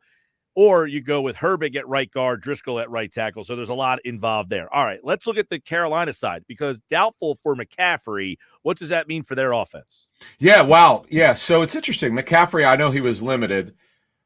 He's got a grade 1 hamstring strain, I'm told. That is in the neighborhood of a 2 to 3 week injury. He just passed the 2-week mark yesterday. So he's very close. So I'm sure he'll play next week if he doesn't have a setback. But Chuba Hubbard will start. He's a 4th-round pick.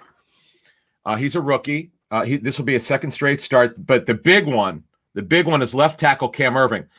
The one issue that the Panthers have, Mike, if they have one, and I think it's legitimate, is their offensive line is probably bottom 5. And if you just outlined the Eagles' depth, you and I just did, the Panthers' depth in the offensive line is not very good. Cam Irving is probably the worst offensive lineman. He's their left tackle. They don't have a lot of choices. They're gonna keep Taylor Moton, their star right tackle. Though he did take left tackle snaps in training camp, they're gonna leave him at right tackle. So they're either gonna go with Trent Scott, who they claimed off waivers a couple of years ago from the Chargers, or Brady Christensen, who's more of a right tackle, who's a 3rd-rounder of BYU. They're not very good at guard. Their positions that they're good at are center and right tackle. Right. This is a very impactful situation for the Eagles' defensive line that has not played well lately, other than Hargrave. So the Eagles have a big advantage here. Their defensive line versus the Panthers' offensive line. Yeah, and one area that I talked about before you came on, Adam, is, look, the Eagles blitz the least amount of times in all of football. It's the lowest percentage. Yep. Sam Darnold, though, if you know one thing, I mean, his track record is he turns the ball over in 2 ways. He throws interceptions and he fumbles the ball. So I understand, fine. You want to tell me I don't want to blitz Mahomes because he's going to pick me apart. Isn't this a week where you want to see, hey, man, I need you to, if I'm Nick Sirianni, am I going, he said the conversation was a little harsher this time. Am I telling him, hey, this is the week that I need to see you bring a little more? Yeah, it's interesting. Sirianni, one of the things we had done some reporting on him when he was hired, is that he coaches his coaches hard, and he's not even hiding it.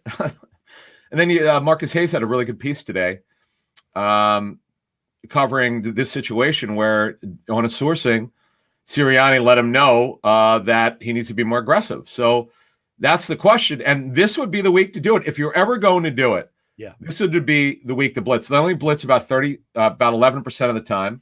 They're number 21 in pressures. The funny thing about everything that they do is, and this is not good, they're 32nd ranked in blitz at 11%. They play the most zone coverage at 83%. They run a very vanilla defense the last 2 weeks. This is the week. And here's another damning stat. 73% completion rate versus opposing quarterbacks, ranked 29th. All those numbers are bad, but Sam Darnold, when he struggled against the Jets, he would not process well. He'd hold on the football, but I'm told he's processed a lot better. But you got to make it harder for him. In week 1 against Atlanta, Mike, they made it hard for Matt Ryan because they disguised their defense. They don't disguise anymore. So Jonathan Gannon's got to get himself together. He's not coached well the last couple of weeks. Adam, what do you make of the whole? You mentioned the Panthers have maybe a bottom 5 offensive line in terms of talent. What do you make of this week that seems to be pile on Fletcher Cox week? Fair or unfair? Well, they play different techniques now because they're playing a 34 front. They play 43 and a 34. We saw this in training camp, but we didn't really know what it would mean. Because of the Brandon Graham injury, that certainly has pretty much impacted their defense. They're a little bit stronger than we expected, but the techniques are different than he's used to. Than with Jim Schwartz's front, he didn't play any 34. He only played 43. Fletcher Cox's job was to get the quarterback. It was not to push the run inside and funnel it, playing that 4-eye technique, which Josh Sweat has kind of struggled with a little bit. It is what it is. He's not comfortable in it now, but you know what? What Fletcher Cox has to understand is that's his job. Whatever they tell you when you're being paid, what you're being paid, just do the job. I know it's not what you want. It's a different mindset. That he's not. Star players are not used to being asked to do something different in their 30s. That's just the reality of it. Right. He's being asked to do it, Mike, and if he's struggling with it, Hargrave's the star. And as Sirianni talked about, there are plays where he's in this new front that they're playing. He's going to have to take on double teams. That's what happens. They also play some 2-gap. Unfortunately, Cox, sometimes it's a 2-gap. Hey, Darius Slay had kind of, he tweeted out, hey, I'm not the problem on this defense. People are not throwing at me. I'm doing a good job. Do they have the coverage with Nelson and Slay that they should be playing a little bit? You mentioned how much they're playing zone. Should they be playing more man? Because I think one of the things over the last couple of years is they're getting beat over the top so much. They didn't have the talent on the outside. Should they play more man with those guys? And you mentioned this week, you got the Eagles D-backs against, DJ Moore, Robbie Anderson, the tight ends. How's that matchup in this one? Yeah, so it's interesting. They played about 8% more man than they had been last week, but they're still the lowest playing man coverage in the NFL. The thing that I think teams are worried about with Steven Nelson is if you play man, he's a physical, tough, smart guy, but he doesn't run. He's not a fast guy. Slay's got good size. He runs fairly well, but you were really worried about getting Nelson exposed in man coverage. It's probably part of why they're not playing a lot of man coverage. But we were told in February they're going to be a zone team, but we just didn't think it would be this heavy. Yeah. So I don't know that you want to – DJ Moore, there's probably no receiver in the National Football League playing better than he is. He's been incredible. He's on a contract year. And then Robbie Anderson, it's weird. He's become a possession receiver. And last year he was their deep threat. Right. Moore was their possession guy. So it's kind of flip-flop. And what's odd about it is Anderson had all those years with Sam Darnold. It doesn't really make any sense to me. But no, I don't – coaches typically don't change very much. That's the thing I've learned from play callers. They do what they do. Now he's running. The thing about Gannon is, Mike, we didn't really know how much of an influence Mike Zimmer would have. Well, where's the AA gap blitzes? Where's the aggressiveness? We saw a lot of aggressiveness. Right. Mosher and I did in training camp. We're not seeing that anymore. I don't quite understand it, and I'm glad that Sirianni got after him a little bit because this is embarrassing what they put out there the last 2 weeks. Well, and you have those linebackers, that are kind of stuck in no man's land. You got the safeties so far back. Teams are just running. You want us to run? Fine. I mean, San Francisco had 90-yard drives because you're giving me those linebackers. We're just going to run at them. Teams are looking at those linebackers, and they don't cover very well. So, Mike, I had a joke. Sword.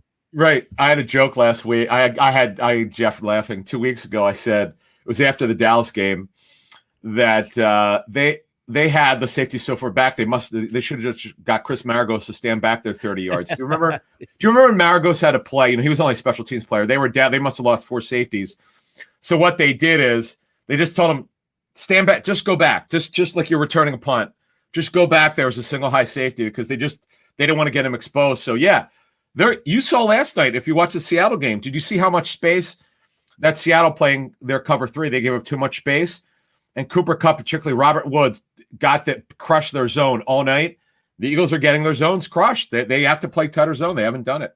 All right, let's flip over to the offense. I think the running game obviously is a big one. The RPO, Jalen Hurts, that's secondary. Do they continue to run RPO against, which is a good Carolina defense, although they have some injuries? Yeah, that's an interesting question with the RPOs because they're top 3 in RPOs. They're very predictable with it. The Eagles are pretty much a college offense now. You could say Arizona's the most college offense, but they're right up there. So they're kind of predictable, but it's work. But they don't really have what someone told me is a base run game. They don't really have a natural run game. It's schemed up with RPOs. So I don't know. The other problem that they have is because their defense is so pathetic, they're having to throw probably more than they like. And right now, Kenny Gainwell in terms of touches is getting right where Miles Sanders is. Sanders is getting way more snaps. But the touch total, which is more important, Gainwell now has a clearly defined role in their backfield. He's probably not, unless something changes, I don't think he'll ever get less than 10 touches a game now. It's pretty clearly defined. They're going to line him up as a screen back. They're going to use him like these coaches want. Miles Sanders' role is not defined. I don't quite understand what they're doing with him. Yeah, I was gonna follow up with that. We asked about him a lot last year, and now we're asking about him again. Do these coaches just not value Sanders like it seems other people do?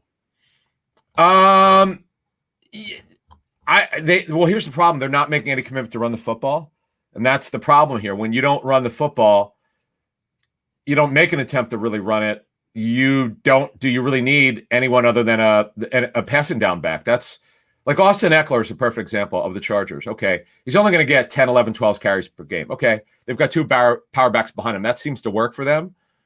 Well, remember, this is only the 5th game for this new coaching staff. I understand that the pass run ratio has gotten a little bit away from Sirianni, and he said they need to run the ball. Saying it and doing it is another thing, but as we go forward here, I don't know what Sanders is going to be. And remember, this is a 3rd-year with 4-year deal. I don't know what he's going to be as a running back here. They just don't have. They have not defined what he's going to do. All right, give me a matchup where the Eagles match up well offensively. They've scored 30 points twice now this year, Adam. They didn't do that at all last year. The offense is growing a little bit here. So where's a spot on Sunday where they have an advantage? Yeah, so here's the thing, Mike. The Panthers blitz. I mean, they blitz a lot. They're number 2 in blitz at 41%. They don't give up. They're great at yardage after the catch, at least through the first 3 games. Last week they were terrible. Dak Prescott threw a touchdown every 6 passes. He didn't throw the ball very much. When he did, he was very successful. The tight ends crushed Carolina's secondary. They're number 1 in pressures. They hit they're number 3 in hits. They're right in the middle of zone coverage.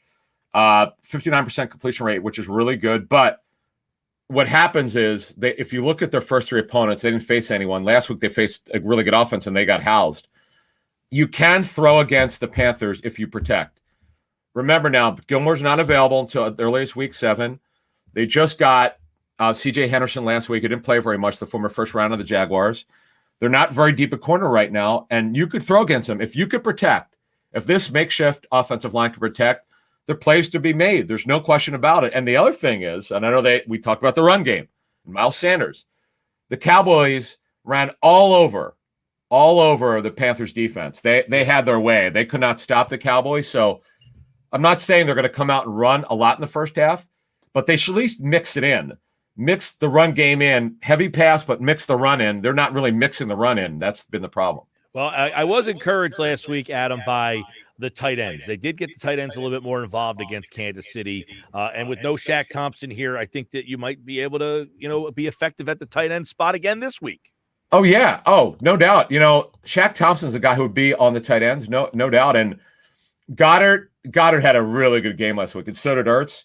That was the thing. Like, if we put our 10 complaints on the Eagles' offense, they kind of solved 3 of them. And I understand the Chiefs don't have a very good defense, but that was good to see. Things I'd like to see is get Quez Watkins more involved, get Jalen Reagor more involved in the pass game.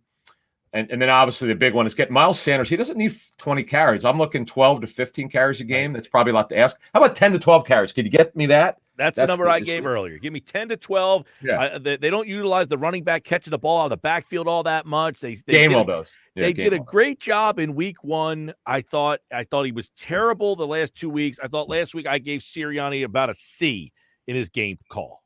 You didn't like him? I thought he did a great job last week. I thought he did. Well, I'm saying he went from F to C.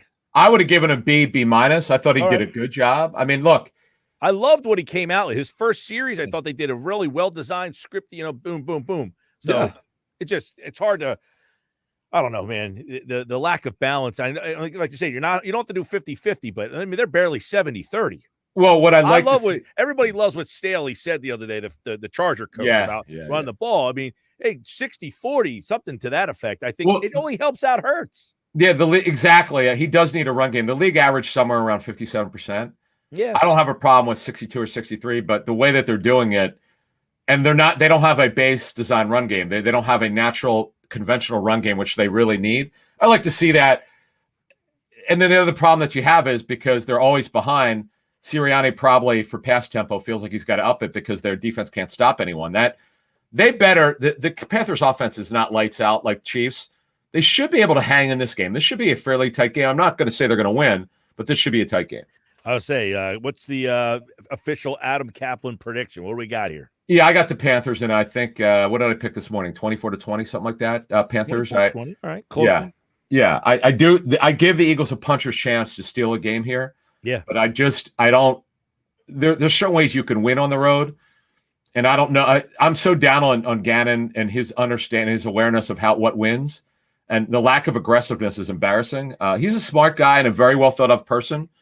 But these last 2 weeks, he's gone from the penthouse to the outhouse calling plays. Yeah, you're right. I mean, that's the thing. I think offensively, they have taken some steps. They've improved. It's defensively where you're wondering. Are they the defense that gave up 23 points in 2 games or the defense that gave up 83 points in 2 games?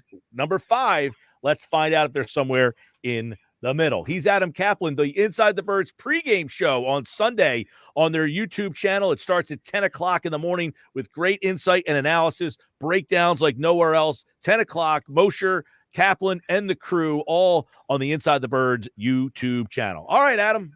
Take All care, right, man. buddy. Thank you. Happy Hour Friday edition of Football at 4 here on the Sports Batch is brought to you by Caesars Entertainment Group Atlantic City. And, of course, if you check out the ultimate sports destinations all season long at Caesars, Tropicana, Wild Wild West, Harrah's Resort, you can book your game day experience today at Caesars.com. This hour of the show, it's brought to you by PropSwap, America's sports betting marketplace. Sell your sports bet, take your profit, find out how, PropSwap.com. When we come back, we're going to talk to Carolina tight end Colin Thompson, a local guy, plays for the Carolina Panthers. He'll give us a little insight on his team and teammates. Probably not too much, though. We'll try to get something out of him. And I told you on the DraftKings, if you can get Colin Thompson for an anytime touchdown, it's like 10,000 to 1. You can make a couple bucks there. All right, back with Colin Thompson next here on the Sports Bash on 97.3 ESPN and the free mobile app.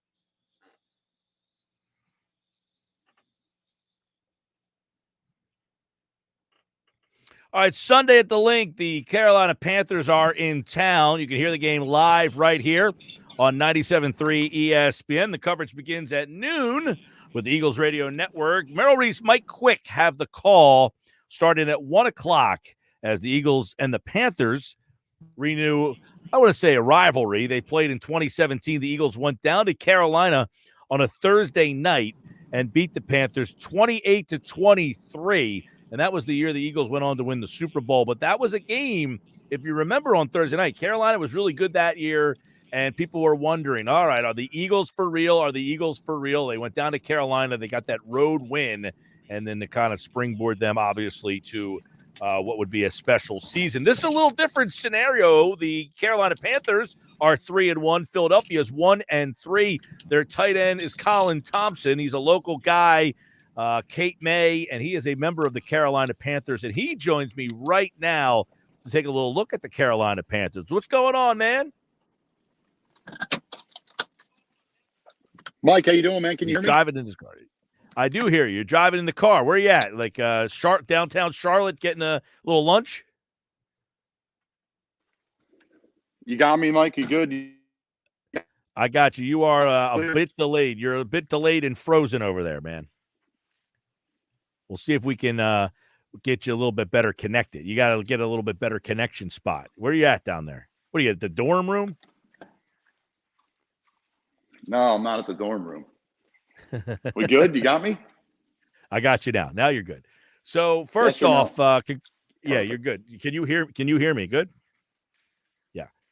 Got All you right. clear, So first Mike. off, give me 3-1. Carolina has been a nice little surprise early this year to a lot of people. Just kind of give me a little overview of the first quarter poll of the season for you and your team. Well, yeah, tough loss obviously last week at Dallas. A game that we were in and got away from us there, and frustrating third quarter for us. Everyone circles the defense and how Dallas was able to run the ball and do a lot of things. And yes, we have to do better stopping the run, no doubt about it. But offensively for us, we sputtered out and had some turnovers and some punts and a missed field goal in the third quarter. And we were playing well, but you can't afford to have a bad quarter against a good football team in Dallas. So that was a tough loss for us in a game that we think that we should have been in there to the end, and ended up being a one-score game in the last drive. So a tough loss in that, but obviously 3 straight wins to start the year, and no surprise to us here in Carolina what Coach Rule's building. Really, it's no surprise to us. It's the same sort of situation that he built in Temple, and that is we're going to take care of the ball offensively. We're going to take shots down the field. We're going to run the football. We're going to involve everybody in the passing game, and then we're going to play really good defense. And obviously with the key additions to our defense this preseason, this offseason, now in season, we're adding really good players. So that's just a credit to our staff here and really what Coach Rule's trying to do down here in Carolina. And that is, again, like I said, play complementary football, offense, defense, special teams, all playing is in one, because he believes, and I believe as well, that that's what it takes to make a run deep into the playoffs and have a shot at the Super Bowl. Yeah, now you made the trade for Gilmore this week on defense. You lost Horn a couple of weeks ago. You got Henderson in here. So it sounds to me, or it looks from the outside, Colin, is that this organization believes they're going for it. You guys are making a push to say, and how that trickles down to the current roster. When one guy gets hurt, we went out and got guys to replace him because that guy was so important. Yeah, we're definitely all in, right? And you love to see that from your front office, right? If you're a player, this is a place that is trying to win and trying to win now. I don't know if we were ever in rebuild mode, but the rebuild mode thing isn't a thing here, and that's really refreshing to be a part of. And it's been an awesome ride in that sense, where you got a guy like Stephon Gilmore, just moved 2 lockers down from me, who is Defensive Player of the Year in the NFL. He's one of the best premier defensive backs in the NFL for the last, I don't know, decade plus. So, it's awesome to be a part of it. And, I'm really just focused on doing my role every day and all that cliche stuff, but it's true. It's worked for me before, and that's where a lot of my focus is aligned. Well, it's funny you say that, because I notice here that your left tackle, Cam Irving, is out. And then, obviously that could, and we just lost Colin there. So we'll try to get him back on through the video stream here on the Sports Bash Live on 97.3 ESPN and the free mobile app. About to ask him, Cam Irving is their talented left tackle. And as we talked with Adam, he is out. So I'm imagining, and I'll ask Colin this once we get him back on the line, which is how that expands his role. You know, for those of you who don't know Colin, he is a blocking tight end. Essentially, I do not believe he has a reception all season long, but that's not what he's on their roster for. And you take a look at how that team is built. They have a spot on the roster for a tight end who essentially does not catch any passes. You know, Colin does not have, I would imagine he doesn't even have a target this season. But they value that position so much so that it has given him a job in this league. You know, you don't see that. And I mean, they have a couple tight ends on the team, Dan Arnold, Ian Thomas. Well, they had Arnold. I'm saying they had Dan Arnold, Ian Thomas, Erickson, Tremble. They had tight ends, other tight ends on this team. And they decided, and there he is. Colin Thompson is back. It looks like he's now in the home studio. So now we got the full-fledged Colin Thompson now. We are in the official Not For Long media studio down here in Carolina. Absolutely. There we go. The Not For Long podcast. Make sure you check that out, by the way. So I was just talking about, the fact that Cam Irving is out. And for what you said, I know my role, and I would imagine with him out, that might even expand your role a little bit. Yeah, right. When you lose an offensive lineman, I believe, did Lane Johnson go down? Did I read that on Twitter? Lane is out this week for personal reasons again. Okay, so Lane is out. So, yeah, their tight ends are going to be asked to be doing a little bit more protection stuff. The running backs will be asked to do a little bit more, the chipping and et cetera to try to slow down the pass rush. And then how does it affect your things? Are you trying to get the screen game involved? Are you trying to establish more of a run, right? The team that has a lead and is running the football, it's going to slow down the pass rush. So that's key early on and something to look out for the fans out there, right? Who's going to take the lead earlier on because there's some injuries on both of the offensive lines. So yeah. For me personally, right, how's that affect me? Yeah, absolutely. I got to go out and do my job at a highest level I can. I told our listeners, that every week they should just put $5 on DraftKings for you to score a touchdown. Because at one of these weeks, I know Rule is going to say, this is your week, dude. So you're going to get one. And if you just put $5, you're like 100,000 to 1 or something like that. Do you know that? Last year, someone in the state of New Jersey. Right. We're trying to find that person. So whoever you are, please come forward. Right. If you're out there listening and you bet on Colin Thompson, now I'm doing it now. Last week I put $5 anytime score. You were like 10,000 to 1. Well, because the game, this is why. All right. You guys played not against Dallas. It was the night game you played, the Thursday night game. Okay. So it's Thursday night, it's the one game on TV, and Rule's saying, who's the one guy no one thinks down here is going to score? Pop, pass, touchdown, boom. Tommy Tremble. And it was the wrong one. They gave it to the wrong tight end. They gave it to the third round draft pick. He's a really good player out of Notre Dame. Yeah. Yeah. So I'm telling the people, you're going to get one this year. I would imagine you got one last year. You'll get one this year. If you do $5 every week at 10,000 to 1, you'll make your money back. You feel pretty good about it. But overall, McCaffrey doubtful to play. And obviously you're not going to give away the game plan here, but how has Hubbard really stepped right in here? To me, he was a guy at Oklahoma State. He was like a Heisman Trophy guy. He has stepped right in and done a pretty nice job. How he kind of changes, if at all, the dynamics of your offense. Well, I think what allows us to maintain our same offense and really things don't change for the most part is his maturity as a person. I think the one thing that maybe a fan wouldn't understand is these are 20-year-old, 21, 22-year-old individuals that are just going from college football where they've been in the same offense for 4 to 5 years and they're the featured player every game and they have everything they need and more. Well, now there's only 52 players on a roster. College, there's 100 and some. So now they have to play on special teams. They have to know the special teams playbook. They have to play on offense. They have to have a feel for what's going on defense. And it's a whole different game almost in college football for a player. So to come in as a 22-year-old and have an impact on the team right away, like Chuba Hubbard has, a credit to him, our whole backs, all our running backs have. They're all younger guys. So when Christian comes back, right, their role will lessen. Obviously, he's one of the best players in the NFL, period, for any position. So, it's a credit to Chuba and his maturity, honestly. That's my biggest segue because it's hard to do to come into this league. I'm 27, going on 28 now, so it's different. for me, you're a little bit older, have a different maturity level than some of the really they're like kids coming into the league. These guys were in middle school when I was in college. Yeah. By the way, you are currently plus 1,200 to score an anytime touchdown, but plus 9,000 to score the first touchdown in the game. Right. Those, I'm sure all your millions of listeners here at 97.3, those odds are going to drop now. Everyone's putting $2. Right. Everybody put $5, and I want those numbers to dip. All right. So, and obviously, I don't want to put you in a tough spot here, but Sirianni says today that he doesn't want to give a competitive advantage telling anybody who's starting because Johnson's out. So they're not telling anybody who's playing right tackle. So that means you don't know who's playing right guard either. And that means you don't know who's playing left tackle. Is that a competitive advantage that he's not saying anything?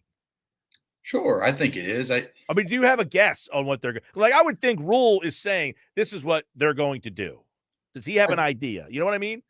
Yeah. I think with anything, right, you're going to make educated guess of who's going to go in, and then you react to anything, because what happens in a game if someone gets hurt during the middle of the game? You kind of know their pass set too. If you're looking at it from a defensive lineman's perspective and you're studying all of the players, some guys are going back to preseason to watch some of the guys that may be in, right? Again, I'm just speaking, that's every week. That's not just this week, because they're missing guys, right? We're missing guys too. What do you think the Eagles defensive linemen are doing?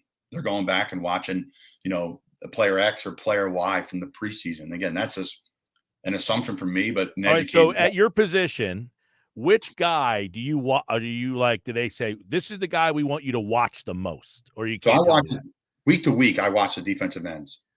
So you're like Sweat, Kerrigan, Barnett. Well, Barnett will just push you late, and you'll be 15 yards. Don't worry. He's a good player. You know what's funny too? So I've been in the Philly media. I did post game live, pre-game live. So I know a lot of these players a little bit differently than. Obviously as a player, I'm watching the film and critiquing and whatever that may be, going through the pros and the cons and things we can attack them on or whatever that may be. And then I know like the media perspective. So everyone's like, Barnett, like not a great player, right? If you look at Philly media in general, Philly fans like, first round pick. Well, he's been getting a lot of unnecessary 15-yard penalties. And again, I don't know what he's doing this year with that. I don't know. I watch how he plays play to play. I'm looking at their front, their structure, their defense, how they're playing different things. So you're going to be able to get one of their linebackers. They play them 19 yards off the ball. Again, not true. That is not true. If you watch the tape, I encourage people to watch the tape. Gotcha. Go on. You can go to NFL.com and buy the Game Pass. You can watch the same thing we watch. So my point is, like, Barnett is going to be one of the best ends in Sweat that will play all year. And everyone's like, get out of here. Right. You're crazy. That's the reaction of my audience right now is saying, get out of here. You're crazy. They are two of the better players in that position that we will face the entire season. They play hard. They're physical. They get off the ball. They play great in the system. They do. They really do. They have speed at linebacker. Everyone's like, well, the linebackers. Again, I know the stigma of the Eagles fan who says, you got to draft. Well, they're in a weird spot right now because they're playing a lot of cover two, and they're playing their safety so far off the ball, and their linebackers are right. Their linebackers are not as apt to run stuff as they are cover the pass. So teams are running at the Eagles a lot because their linebackers are smaller. And I'll say this. They have the two best interior guys you're going to face all year. Now, that I would agree with you on. Now, Fletcher Cox is having an interesting week this week. He's kind of been saying, like, I don't like the way that – he's not saying I don't like it, but he's saying they're using me differently, and that's part – he only has 5 tackles all year long. That's it. Yeah. That's his stat. His stat line and your stat line are about the same.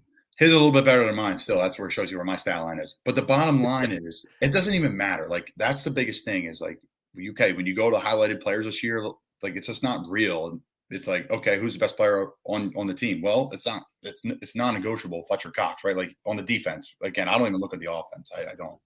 So, yeah, Fletcher is unreal. Ridgeway, unbelievable. I think their front four is one of the best front fours we'll face the entire season. So, again, I've had the pleasure to know the Philly stigma and the fan, and then also see it as a player. So I think there's a little bit of the truth, right, in what a fan would say, but I encourage fans to go get the NFL Game Pass and watch every rep. All right. Well, hopefully you're doing well. You coaching tonight? You have a game? Yeah. Saturday, homecoming for the one-loss KC Tigers. So a little bit different role this year, more of a consultant role, doing a little bit of special teams, watching some film. send it an email here and there with my thoughts. So yeah, it's been fun, man. I love being involved with the Caper Tigers down there and the team and staff down there. It's fun. They're a great group of kids that play hard. They're buying into the system, and they're making a little noise in South Jersey, which has been fun. Good to see, man. They got good unis too. I'm looking for my swag. Yeah, the swag's coming, Mike. The swag's coming. Military Appreciation Night. We appreciate you pumping that out. That was from the athletic director down there, Eric Simonson, the biggest event in Lower Cape May Regional's history when it comes to a sporting event. So it's a shame the Black Hawk helicopter could not show up. There was some weather issues up north where it was flying from, but we raised, I think, about $12,000 for the New Jersey. Oh, nice. New Jersey Run for the Fallen. All the Christian McCaffrey's jerseys got auctioned off. Even my jersey made an auction item out of it. So, the hats, the shirts, everything sold. It's a credit to the people in New Jersey Run to the Fallen and the committee that was put together by Lower Cape May. It's something I've really enjoyed being a part of. Really has. Well, it's good to see you, man. And, this is the one week that I'm not really cheering for you. I know, man. You really know who your friends are this week. I've got a lot of texts. I've got a lot of tweets. Good luck this week, but not. I texted you early in the week, though. I was on that early, right? Okay. I was thinking about you I was thinking about you like Monday. I said, "Hey, man, you were playing this week." And like the expectations for the Eagles. I will give you this, okay? My who's in and who's out this week.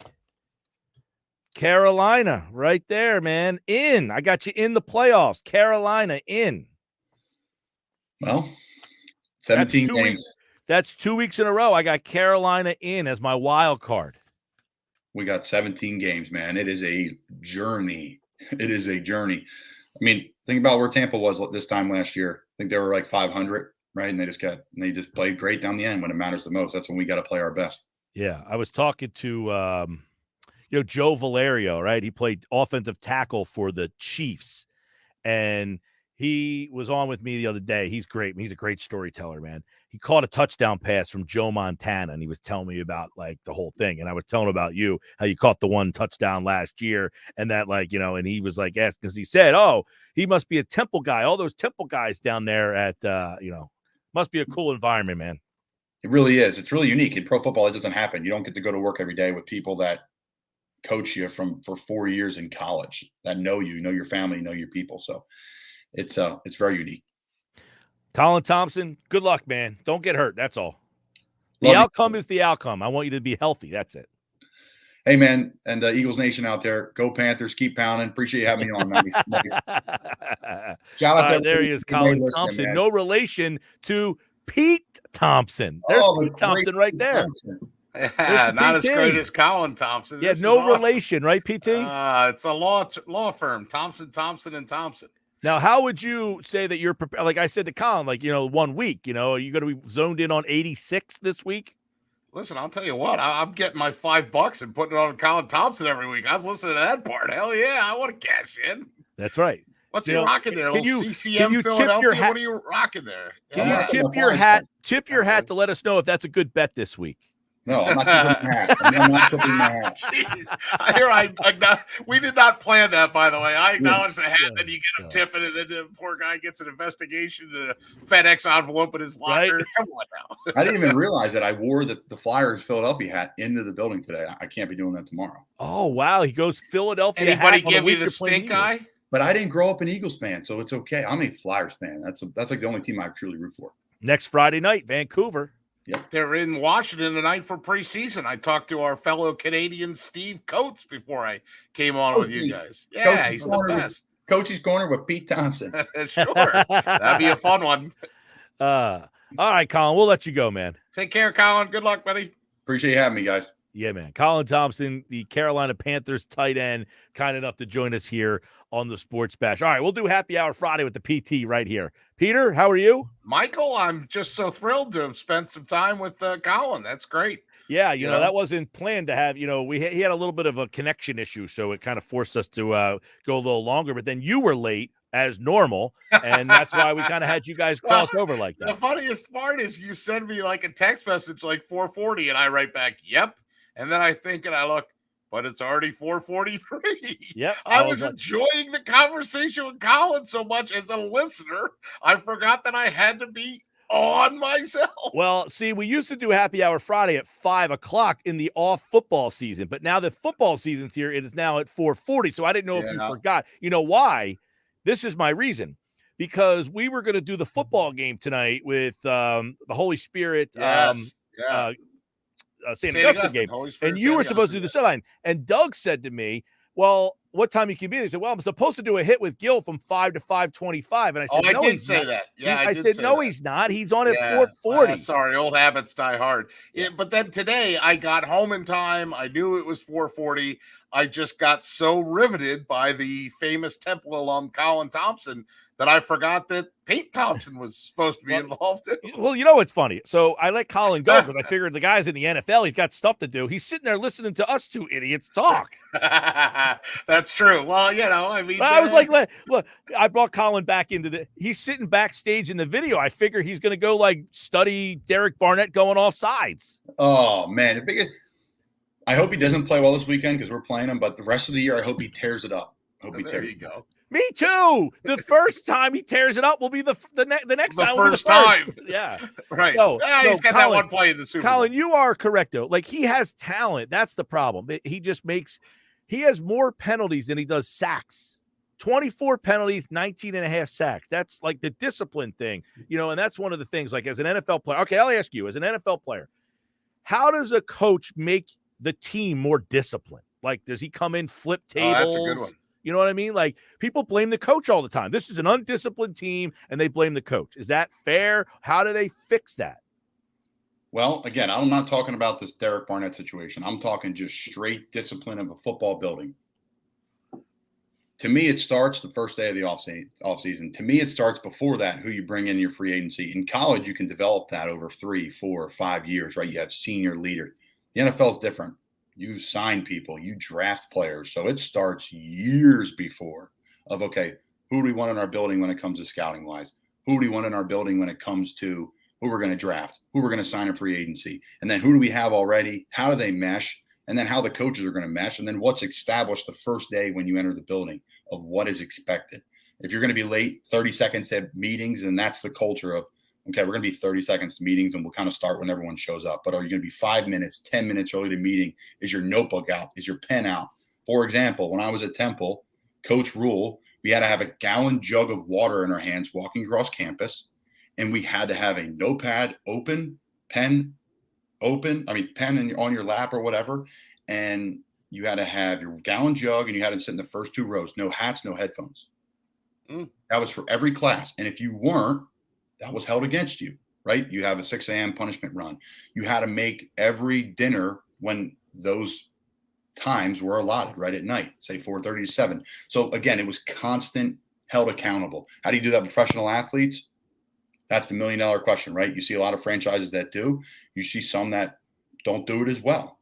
So penalties, a lot of it is where your mind's at. I jumped off sides last week against Dallas.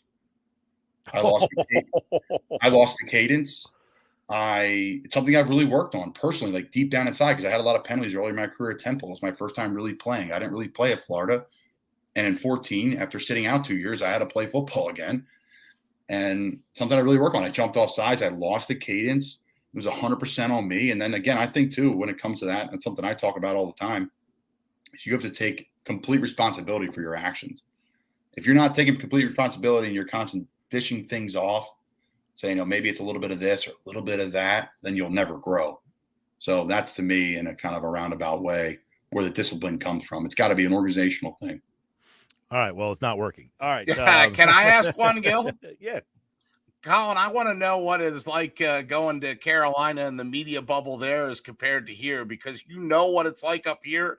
And Gill's talking about Barnett, but the big story today is that, or that's been kind of coming out, is that Sirianni's been barking at Jonathan Gannon, and that is some stern conversations. I mean, and this just whips up over and over. I mean, it's such. Let's put it in these terms. You could go to the Piggly Wiggly in Charlotte and nobody knows who you are, but you can't go to the Wawa up here, right? And or vice versa, right? What's the media bubble, the attention bubble like there compared to Philly?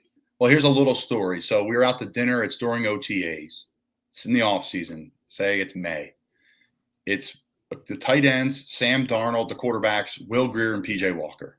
So I West walk out. Virginia, Will Grier. Yep, Will Grier, who's at PJ Dallas Walker now. Temple. Yep, PJ Walker, Temple, Sam Darnold, USC. If we're gonna go that route. And so we walk out, right? Sam walks out first. I walk out second. PJ and Will are behind us. No one outside the restaurant. There's probably like 15 people, say, just like waiting for an Uber or whatever it was. No one recognized Sam. Obviously, no one recognized me. And then everyone recognized Will Grier. Will Grier played high school football in Charlotte.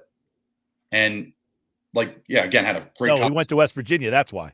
Great college career at Florida first, then West Virginia. Did you play with him at Florida? Were you there? I did. We crossed paths for a semester. Gotcha. So he's an old friend. So the point is, like, if Jalen Hurts walked out of a restaurant in Philly and there's an Eagles backup quarterback behind him, the backup quarterback, no one's saying a word to him, right? Jalen Hurts. Well, on this team, Joe Flacco, I'm going to tell you, people know who that is. Well, people know Joe, right? So people, and they probably know Gardner Minshew as well. There you go.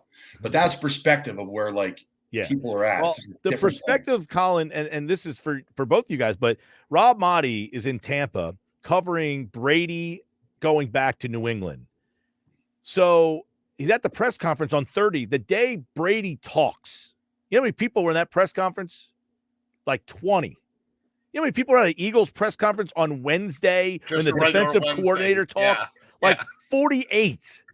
It's like, I got people texting me. Can Gannon get fired in season? Like, it's just crazy, the difference of how everything, the scrutiny is just amazing. And, that's what you're up against on Sunday when you're here. You're going to hear it, man. I always say this with the fans. Now, this is your old home field, by the way, right? What's this? No, we're in Carolina. Oh, you're in Carolina. That's right. My bad. Yeah, so they're coming to us. But I know the Eagles fans travel well. Some are listening right now. That's right. It's going to be fun. It's a great question, PT. It's just a way different environment. And it gets some fairness to the Charlotte media. And, again, it's a strong football area. There's a lot of college football success. And the Panthers not too long ago were in a Super Bowl. So there's been success here. But it's unique because now no reporters are allowed in the locker rooms. We're really not allowed to have reporters in the building. When I was in Chicago, it was a lot like Philly. It was Madhouse. Yeah. So, all right, guys, I got to roll. It's nice to see both of you. Thompson time. We should do this every Friday. No relation. Thompson. Get Shaq involved in the next one. Heck, let's throw Gill out and get Shaq in. Shaq Thompson is out this Thompson week, times 3. Yeah, I know he's out. That's great player. All right, guys. That's Pete Thompson, Happy Hour Friday. That's Colin Thompson, who hung around a little bit longer, even though I let him try to get back to work. See, I'm trying to keep the opponent from studying for the Eagles this week. Sure. That's going to be an article now. Oh, here we go. Right? Colin Thompson missed a block because he was pontificating about discipline of the Eagles' lack thereof. All right, guys. Have a good one. Happy Hour Friday. There's the guys, Colin Thompson, Pete Thompson, and hopefully you were watching on the stream. If not, you were listening on the radio. And I have the code word for you right now. It's Fletcher Cox. Enter it right now on our website, 973ESPN.com, and you can win tickets to see the Eagles Buccaneers on Thursday night. Go to our website right now, 973ESPN.com, or use the free mobile app and enter Fletcher Cox. COX is the word. COX, Fletcher Cox.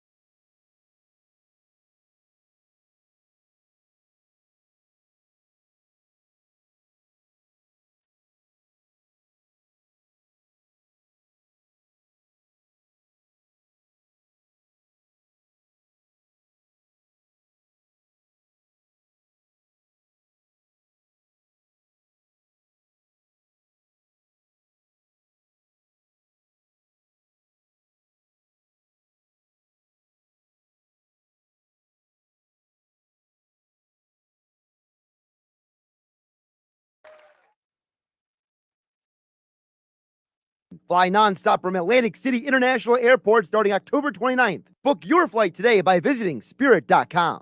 We know sports. 10-foot touchdown! 97.3 ESPN, WENJ, WENJ, HD, Millville, Atlantic City. A Town Square media station. This is the Sports Bash with Mike Gill on 97.3 ESPN. Now, live inside the Matt Black Kia Studios, here's Mike Gill. All right, 5 o'clock hour, one thought every game, the matchups to watch in the Eagles game this weekend against the Carolina Panthers. Thanks to Colin Thompson. We ran a little long with Colin there because Colin and PT, both named Thompson. We thought that was a good little angle right there to get those two guys together. Colin Thompson, the Carolina tight end. Thanks for him for joining us. Local guy. He helps coach the Lower Cape May football team. And good stories, good information that we got from him there on this happy hour Friday. Now it's time for one thought on every game. Here's who we go. The Eagles match up with the Panthers to match up to watch in this one. KC Joyner from The Athletic and the Philadelphia Inquirer is back as we look at one thought on every game and a little deeper look at the Eagles and this week's opponent, KC, the Carolina Panthers. Welcome back, man. How you been? Great to be here. Having a great week. How about you? All is well, and we just talked with Colin Thompson from the Carolina Panthers, who's really a blocking tight end, a guy who, is there for one reason and one reason only. But I ask about that, how they value having a blocking time. He has no targets at all. He's not a part of the offense. But what does that tell you about what they want to be offensively? It tells me like what a lot of teams know is that this is still a blocking and tackling game. People keep talking about the passing game, and hey, the passing game, and nobody was going to downplay the value of the passing game. But as I wrote in my Philadelphia Inquirer article this week, the Eagles are taking a pass-happy approach, and they're paying for it. Well, the Panthers are saying, look, we want to block, we want to tackle. That's what we want to do. We want to throw too, but we want to do those other things. They're not forgetting what wins ball games. So I think it's a plus for the Panthers to have some of his talents. I know, and then we talk about that, and then you heard what Brandon Staley said this week about his quarterback and why he thinks. I mean, do we feel like that the league could start getting back in that direction, or not really? I think they could. Here's what happens, though. If you're Brandon Staley plays a lot of too high. And you'll hear it seems like it's what it is in football is it's all about safety management. In the offense, you don't want the safety in the box and tackle box, and then on defense, you prefer to keep the safety back if you can. So it's all about that. But if you've got teams that are playing the Staley defense, and Staley's really good at calling his sort of defense, he always has a lot of talent around him, so he can make it look good. But if you're playing that cover two shell and that's all you're doing, teams are just eventually going to run it just because the numbers say that they should. I say the numbers like the personnel numbers. If you've got sitting back like that, the personnel numbers are going to say we can get a hat and a hat. So I think it is going to be cyclical that teams are finally going to say we can't just keep throwing the ball. We got to start running more. I wish the Eagles would do it, though. Yeah, let's start with that. And then their offense. Jalen Hurts versus that Panthers secondary.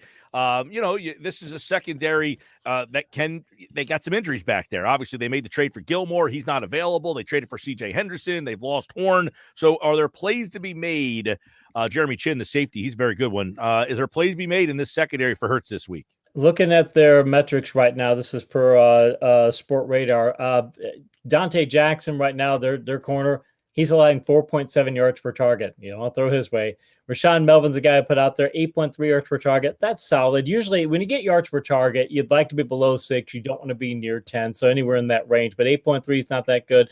They have Justin Burris, who occasionally gets out there at 12 yards. They really don't have that many people you can throw out, though. Chin, you mentioned him. There are people 7 of 8 for 69 yards, 8.6 yards per target for a safety. That's not very good. So I don't see a lot of players in their secondary who are going to be coverage targets. And I'm staying away from Jackson just because when you can cover that well, why challenge it, especially if you've got the Eagles receivers? All right. What about the Eagles wideouts? You got obviously Devonta Smith. He's their guy. Rieger, Watkins has been a big play guy. How do they match up with this secondary of the Panthers? It looks like, again, the Eagles move people around, the defenses can move people around. So there's I always hear the term shadow corner, and it happens. But a lot of times, in order to be a shadow corner, you got to play a lot of man coverage. You do a lot of things to defense. I don't think the Panthers are going to need to do that. That's not the kind of system they're going to play. But it looks like Jackson will match up on Smith, so Smith may have a long day. I like Rieger versus probably A.J. Bouye be somebody to go after, and Watkins versus Melvin. Melvin is, I had to pick one player in the secondary who I say is the weak weak link, it would be Melvin. He's had subpar metrics in past years, doing okay this year, but he's a guy who, if he's a yellow rated player in my system, I talk about that all the time, he's on the border of green versus being closer to red. All right. Obviously, the Eagles tight ends got a little bit more involved last week. I feel like that's their best chance, is to utilize those tight ends and then try to hit people over the top. No Shaq Thompson. What does that do with the Panther linebackers? Yeah, we talk about it every week. They should try and funnel as much of their offense as they can through the tight ends. There's limitations to what you can do off it, and it's going to be tough this week because the Panthers play this. Phil Snow's their defense coordinator. They play a 3-3-5 front. A 3-3-5 front is where you put 3 defensive linemen and you stack 3 linebackers right behind the lineman typically. And what you can do when you're in that kind of setup is those linebackers can blitz at either side, and you as an offense won't know which side they're going to come from. It's the whole idea that you run it. You're not just going to rush 3. You're going to bring at least a couple backers, because they can go to the outside, they can go to the inside. They've got a variety of ways to go after it. It makes it very difficult, and I think the Eagles tight ends are going to necessarily have to stay in, at least one of them have to stay in more frequently than they might like to otherwise, because you just don't know where those blitzes are coming from, or if they are able to release, it's only going to be after the blitz has been declared. And by the way, the Panthers, with that blitzing, they are first in the league in pass pressure rate right now, so it's working for them, and you've got to account for them. Yeah, they blitz 41% of the time as well. They're number 2 in sacks, number 1 in quarterback pressures, number 3 in quarterback hits. They like to come after the quarterback. The old 3-3-5. West Virginia played that all the time. It didn't work for them very well. All right, Sports Bash Live, KC Joyner. Let me get your thoughts. The Eagles' offensive line. Now, this is going to be interesting. Last week, 4/5 of the line was out. Mailata's back. However, Sirianni won't say where he's playing this week. Is he going to be at right tackle? Is he going to be at left tackle? What are they going to do? Driscoll was supposed to play right guard. It was announced before the game that Johnson couldn't play, so they moved Driscoll out to tackle. So they can do that again. They can play Mailata. That being said, their offensive line had all sorts of variations last year. It seems that their offensive line, with the changes this year, has performed well, even with all the changes. They have, and we mentioned many times that last year they were first in the league in my good blocking rate metric that measures how effective an offense is at giving its ball carriers quality run blocking. They've got the best offensive line coach in the NFL, if not the best, one of the 2 or 3 best in Stoutland. So I like I said, it's one of the things I wrote in my article is I don't understand why the Eagles aren't leaning on the ground game more. They've got their offensive line is pass blocking well enough, but I do not understand why in the world, especially against this type of front, if you want to put 3 linemen up and 3 defensive linemen up and then put 3 linebackers behind them and stack, great. I've got bubbles all across that offensive line I ought to be able to run after. So like we say this every week, the Eagles should run the football. Don't try and pass block with backup linemen or in a whole shifting offensive line against a team that's blitzing exceptionally well. Make those linebackers hit those gaps. Make them trying to pretend those bubbles. You can run block well, and plus you've got Sanders, who they keep talking about he doesn't have the breakaway ability. Well, when you only run the balls often 9 times in the past 2 weeks, you're not going to get many breakaway runs if you don't get many attempts. So I think they need to run him more. I still think they need to rotate Boston Scott in the offense. And Gainwell has done well what they've asked him to do for running the ball out of these spread formations. So I think they've got many opportunities to be able to run the football, but I think they need to do that because as the headline of the article said, they need to stop this pass happy nonsense because it's not working for them. They scored 30 points last week, and they've scored 30 points twice this year. They didn't do it at all last year. So their offense is getting better. They do have some playmakers, but it could probably even be better, and it could help keep the defense off the field, which is struggling here. 83 points the last 2 weeks, Casey. Well, Jonathan Gannon, can he make the necessary adjustments? In other words, does he have the personnel to do what he wants to do? It doesn't seem like it. He wants to be, the thing is, he keeps saying that he wants to be multiple, meaning he doesn't want to play just a 3-4 front, doesn't want to play a 4-3. He wants to be able to switch things on. That's great for the Patriots, and you've drafted the players to do that, and you can say, well, we can do all these different things. It's a great thing conceptually. You've got a one-gap defense. You've got Fletcher Cox, who you should just be putting in a 4-3 front. You should be putting him as an under tackle and just let him go upfield. That's what he should be doing. You should have him being a one-gap player, and you've got the one-gap players to do it, and then adjust your system on the fly. Mix those other things in, but say, this is who we are. We can mix some of these other things in, but be something, because right now this amorphous, I don't know what we are on defense. We don't have a dime system. We don't have a dime scheme. We don't have these things. All it's doing, it's just not, it's creating a confusion among the players, it seems, on tape. And plus, now that you mentioned 83 points, 360 rushing yards the past 2 weeks. 851 offensive yards total the last 2 weeks. I mean, they're getting destroyed. And that's the thing. The offense is playing well out of necessity to try and get in these shootouts. They don't have the defense to be able to get in these shootout games. And frankly, their offense just isn't good enough, as bad as the defense is, to keep up. So they need to play these lower scoring games, which, by the way, I think they could do against Carolina more effectively than they could the last 2 weeks. Yeah, and I guess an area, and you would can answer this, the Eagles defensive front, the Panthers offensive line, they're going to be without Cam Irving up front, and this line is bottom 10.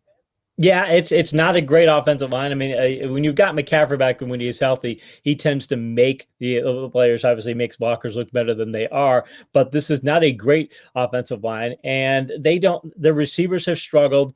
Robbie Anderson is one of their top receivers. He is, what is it? I believe I did it for an article for The Athletic and studied this, and I believe he's 9th per Next Gen Stats in separation among wide receivers this year. He's just not getting any separation at all.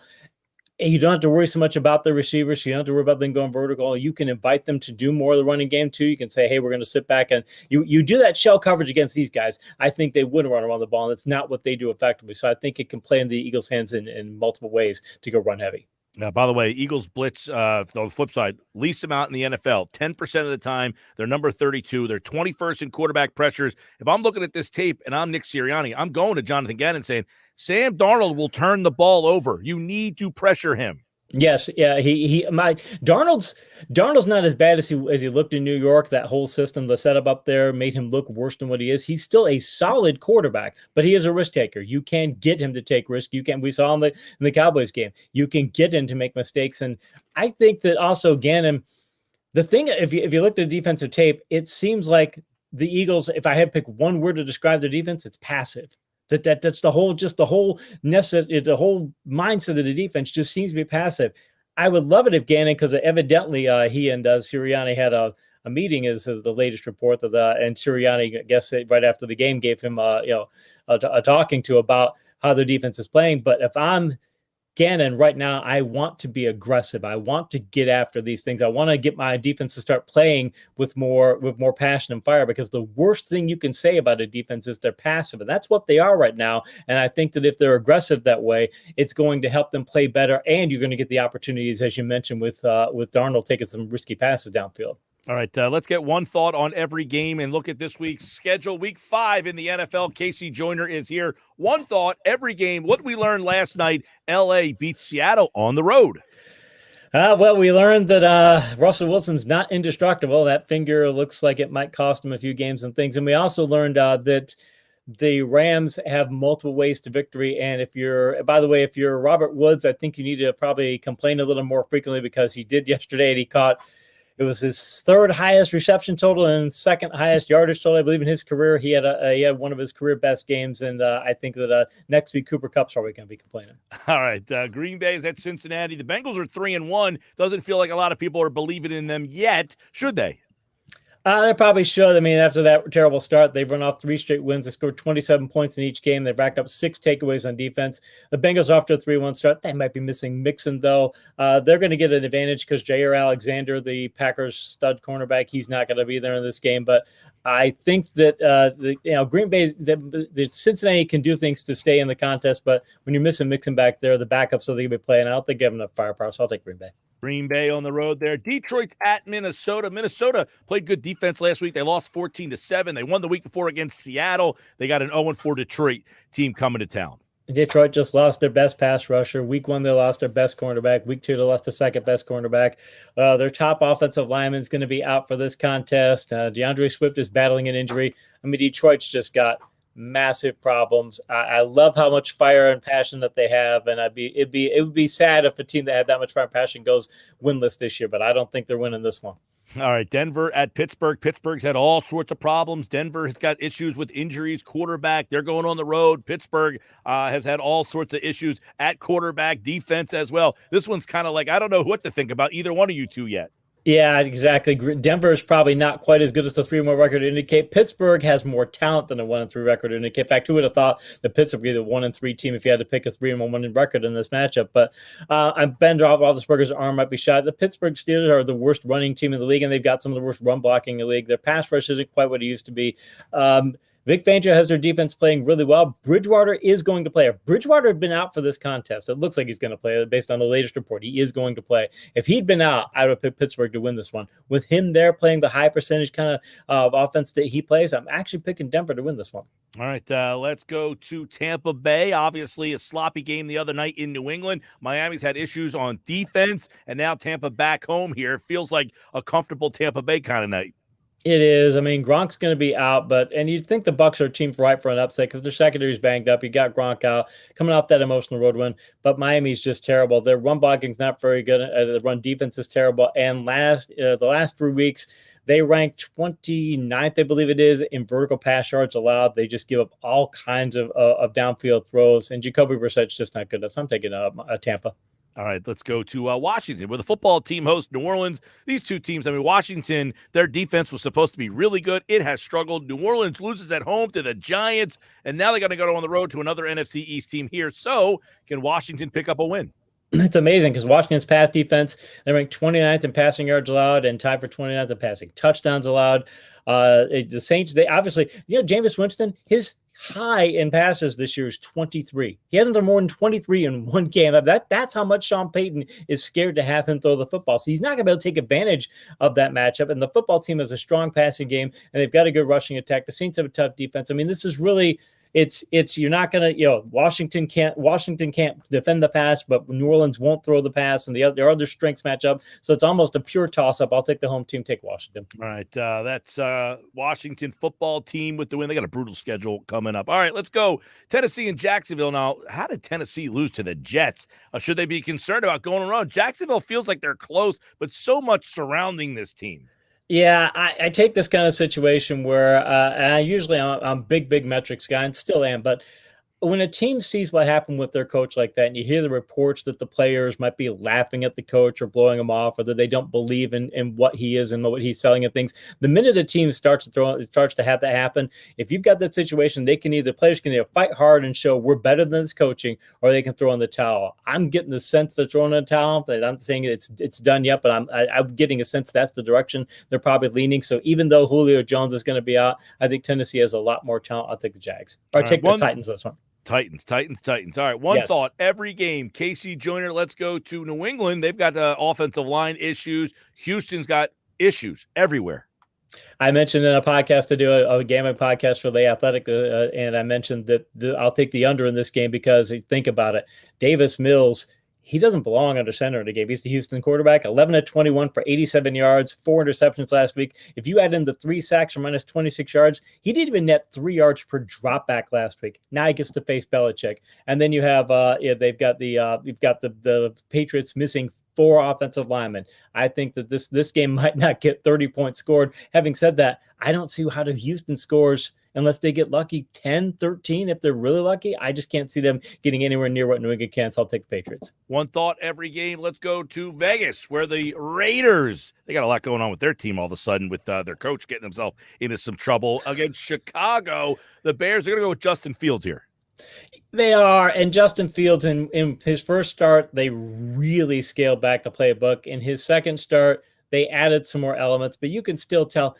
Bill Parcells had the Parcells rules, and he said that one of the things was that he wanted a quarterback who had a lot of experience in college because they don't want to teach a quarterback to play quarterback from scratch in the pros, and the Bears are having to do that with Fields. Las Vegas has a good pass rush. This is a rowdy Raiders home crowd. They've got 9 sacks and 20 quarterback knockdowns in the season. They also have superb vertical passing. The Bears can't cover vertical passes, so I'll take the Raiders. All right, let's go. One thought every game. Cleveland is at the Chargers. Now we know that Baker Mayfield's a little banged up here. Chargers, some people they don't have a great home field advantage, but at home here, another game, an opportunity for them to get to 4-1. And Brandon Staley's defense is starting to look like his Rams defense. Look what he's done against multiple good offenses this year. They're starting to look very much like that team. And Bosa's playing well. And they got Derwin James. I mean, this is a very good defense in Cleveland. Yeah, they've got the limitations now with Mayfield and his injury. And they already had some offensive limitations anyway. Their passing game is just not that much. They're racking up 150 yards rushing per game. But I just don't think they're going to be able to get enough offense going against a Chargers team that will probably struggle against Cleveland's defense because Cleveland's defense is playing better too, but I think there's just more firepower there. I'll take LA. All right, one thought every game. Let's go to Dallas, where the Cowboys obviously looking to pull away in this division. They've had some tough games with the Giants. These teams always seem to be close. The Giants got a road win last week. Can this game be close? The Giants look. Giants got out to the 0-3 start. They get a good win against New Orleans last week. I think that things might be trending upward for them. They're getting great vertical numbers from Daniel Jones. Bark is looking better, and Kadarius Toney and John Ross look good, filling in for Shepard and Slayton, which they're going to have to do again. Even with all that, I mean, Dallas has that awe-inspiring offense. They've got very good rush defense. It's going under the radar, but their run defense is really good. And they got the best ball hawk corner in the league in Trayvon Diggs. They've picked up, I think, they've got 2 turnovers in every game this year. I think they'll get 2 again, and they'll win this one. All right, let's go. One thought every game. Arizona, can they get to 5-0? San Francisco's going to go with Trey Lance and maybe no George Kittle. Yeah, look, George Gill is doubtful for this contest now. I think is the latest report, so it looks like he will definitely be out. That's going to be tough for them. They haven't really been able to rely on him anyway, but they've got Debo. They'll be able to get some big playability there. But I mean, it's a must-win contest for San Francisco because if they lose, they're 3 games back. They've got they're on the wrong side of the primary tiebreaker, so they've got plenty of motivation. But they don't have breakaway ability in the running game right now. They've never been the most consistent run blocking team, and now they're playing one of the most athletic defenses in the league, and Arizona's offense is playing at a fantastic level. So I'll take Cardinals. All right, Sunday night's a good one. Kansas City's defense, Buffalo, obviously. Some people think Buffalo's the best team in the league. Well, they'll go a long way at proving it if they can win at Kansas City. Can they? If they're not the best team, I'd probably take Arizona still as the best team in the league, just the way they're playing on defense and offense. But Buffalo right now, they put 118 points on the scoreboard in the last 3 weeks, and they're also winning with the Sean McDermott-approved formula of a strong rushing attack as they gained 117 yards on the ground in every contest, and their defense has yet to allow 300 yards. The thing is, teams have been getting Kansas City into shootout games this year because Kansas City, as we've talked before on the show, does not do well in those sorts of contests. And I wonder if Buffalo is going to want to go that route if they're going to try and go low scoring. I think they need to go more high scoring. I think they will, but if the odds that they won't makes this, I would normally say Buffalo is pretty strong in this contest because I think they've got a talent edge and Kansas City's got some weaknesses, but I think Buffalo may end up playing close to the best. If they do, it'd be a closer contest, but I'm still picking Buffalo. All right, one thought every game in the books here. We'll do Monday night on Monday when Casey's back with one thought on every Week 5 result, and that's at 5 o'clock on Monday. But right now, Philadelphia, Carolina, the big key in this game is, and which way you going? Big key in this game is, will Philadelphia decide they want to run the football? I don't think that they will. I think that they're still going to go with their pass-first mode. And I think they may hit a big play or two, but I think that the shutdown corner play of Dante Jackson and the Carolina pass rush will overwhelm Philadelphia. And I think that Sam Darnold is actually a lot better than people think, too, and he could have a big game against the secondary. So I'm picking Carolina this one. All right, KC Joyner likes the Carolina Panthers to win the game. Of course, you can hear it right here on 97.3 ESPN. The coverage starts Sunday at noon. Merrill and Mike have the call at 1 o'clock. Casey's back on Monday with one thought on each Week 5 game. KC Joyner, enjoy all the football, man. Appreciate it. All right, there he is, KC Joyner from The Athletic and the Philadelphia Inquirer at KC Joyner, TFS on Twitter. Follow him there and get all of his latest insight and analysis on your favorite football team. All right here on the Sports Bash, 97.3 ESPN. I'll give you my pick for the game coming up in just a little bit. But first, I want to let you know KC Joyner's appearance today on the Sports Bash. It's brought to you by DraftKings Sportsbook, Inside Resorts Casino Hotel in Atlantic City. Jeff Kerr's on the way. You know, Jeff Kerr over at CBS Sports spoke to Jalen Hurts today. He discussed his relationship with Patrick Mahomes and what he told him after the game on Sunday. You'll hear that coming up next. Plus, I have another Eagles keyword of the day that's coming up at 5:55, and you can win Eagles Buccaneers tickets right here on the Sports Bash. We're giving you club box seats, you and a friend, club box seats to see the Eagles and Bucks next Thursday night at Lincoln Financial Field. Go to our website, 973ESPN.com right now to find out how you can enter.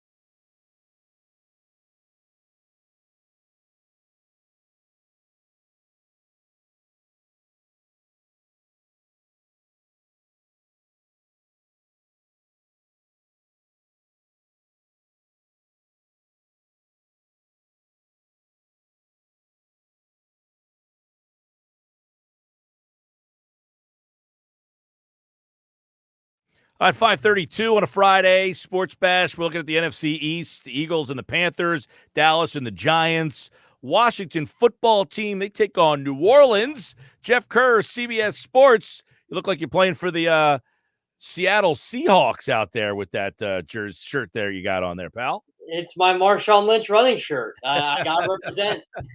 Beast mode. All right. They lost last night, by the way, which puts the Rams at 4-1. So obviously the Rams look like they're in pretty good shape. Arizona this weekend, they got San Francisco. That division is going to be interesting. But let's get some thoughts on what's going on here in the NFC East. I want to start with the game, obviously, on Sunday.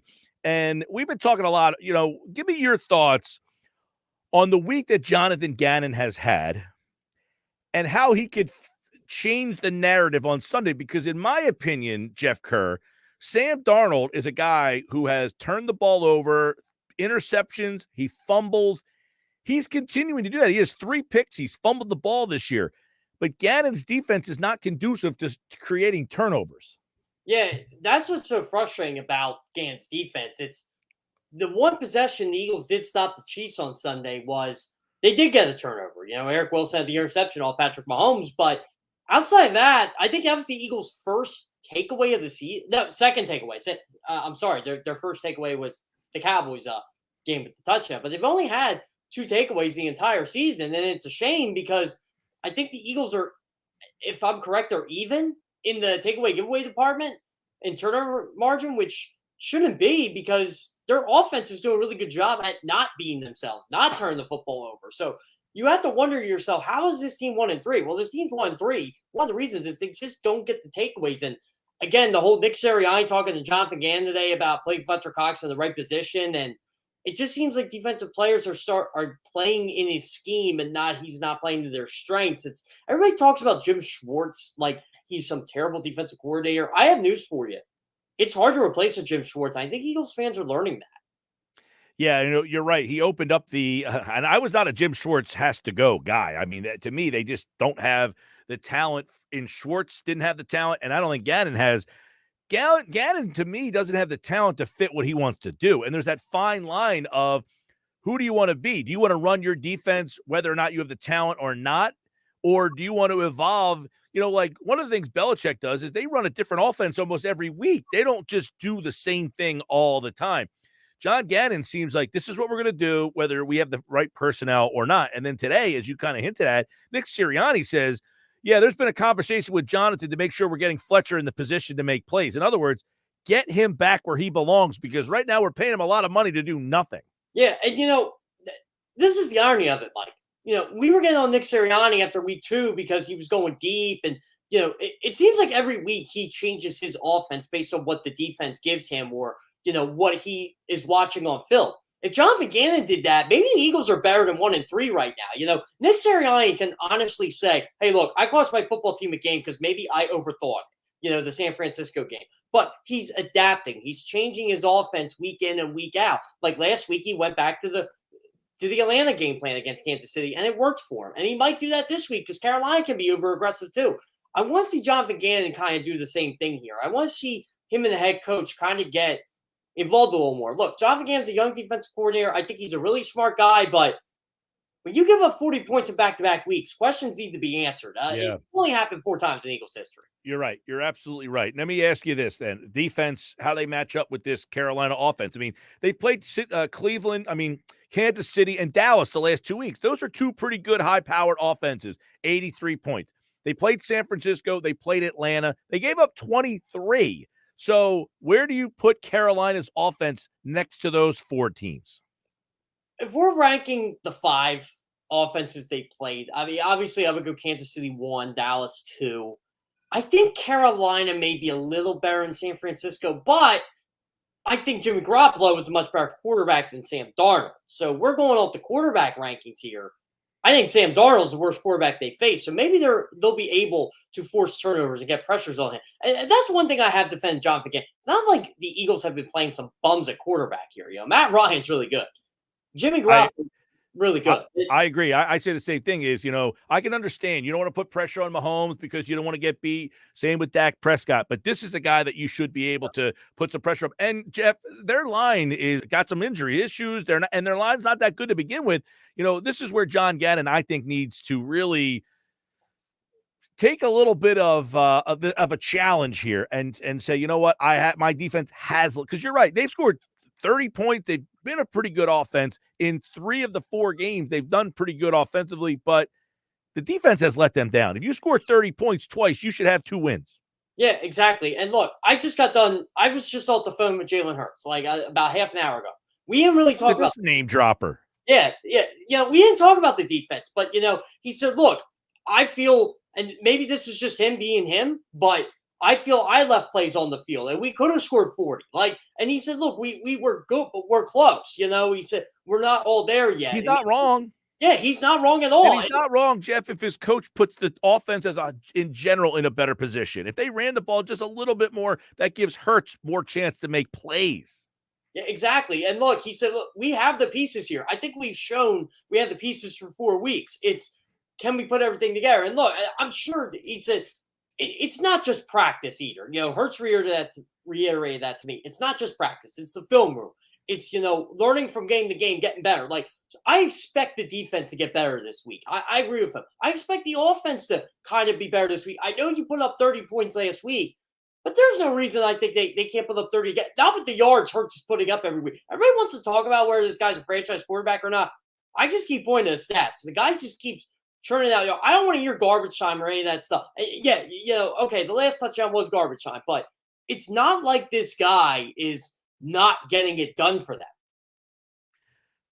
Here's the problem, and I think he's in that spot where he really hasn't done anything to make you say he's not the guy, but he hasn't done anything to make you say this guy's clearly the guy.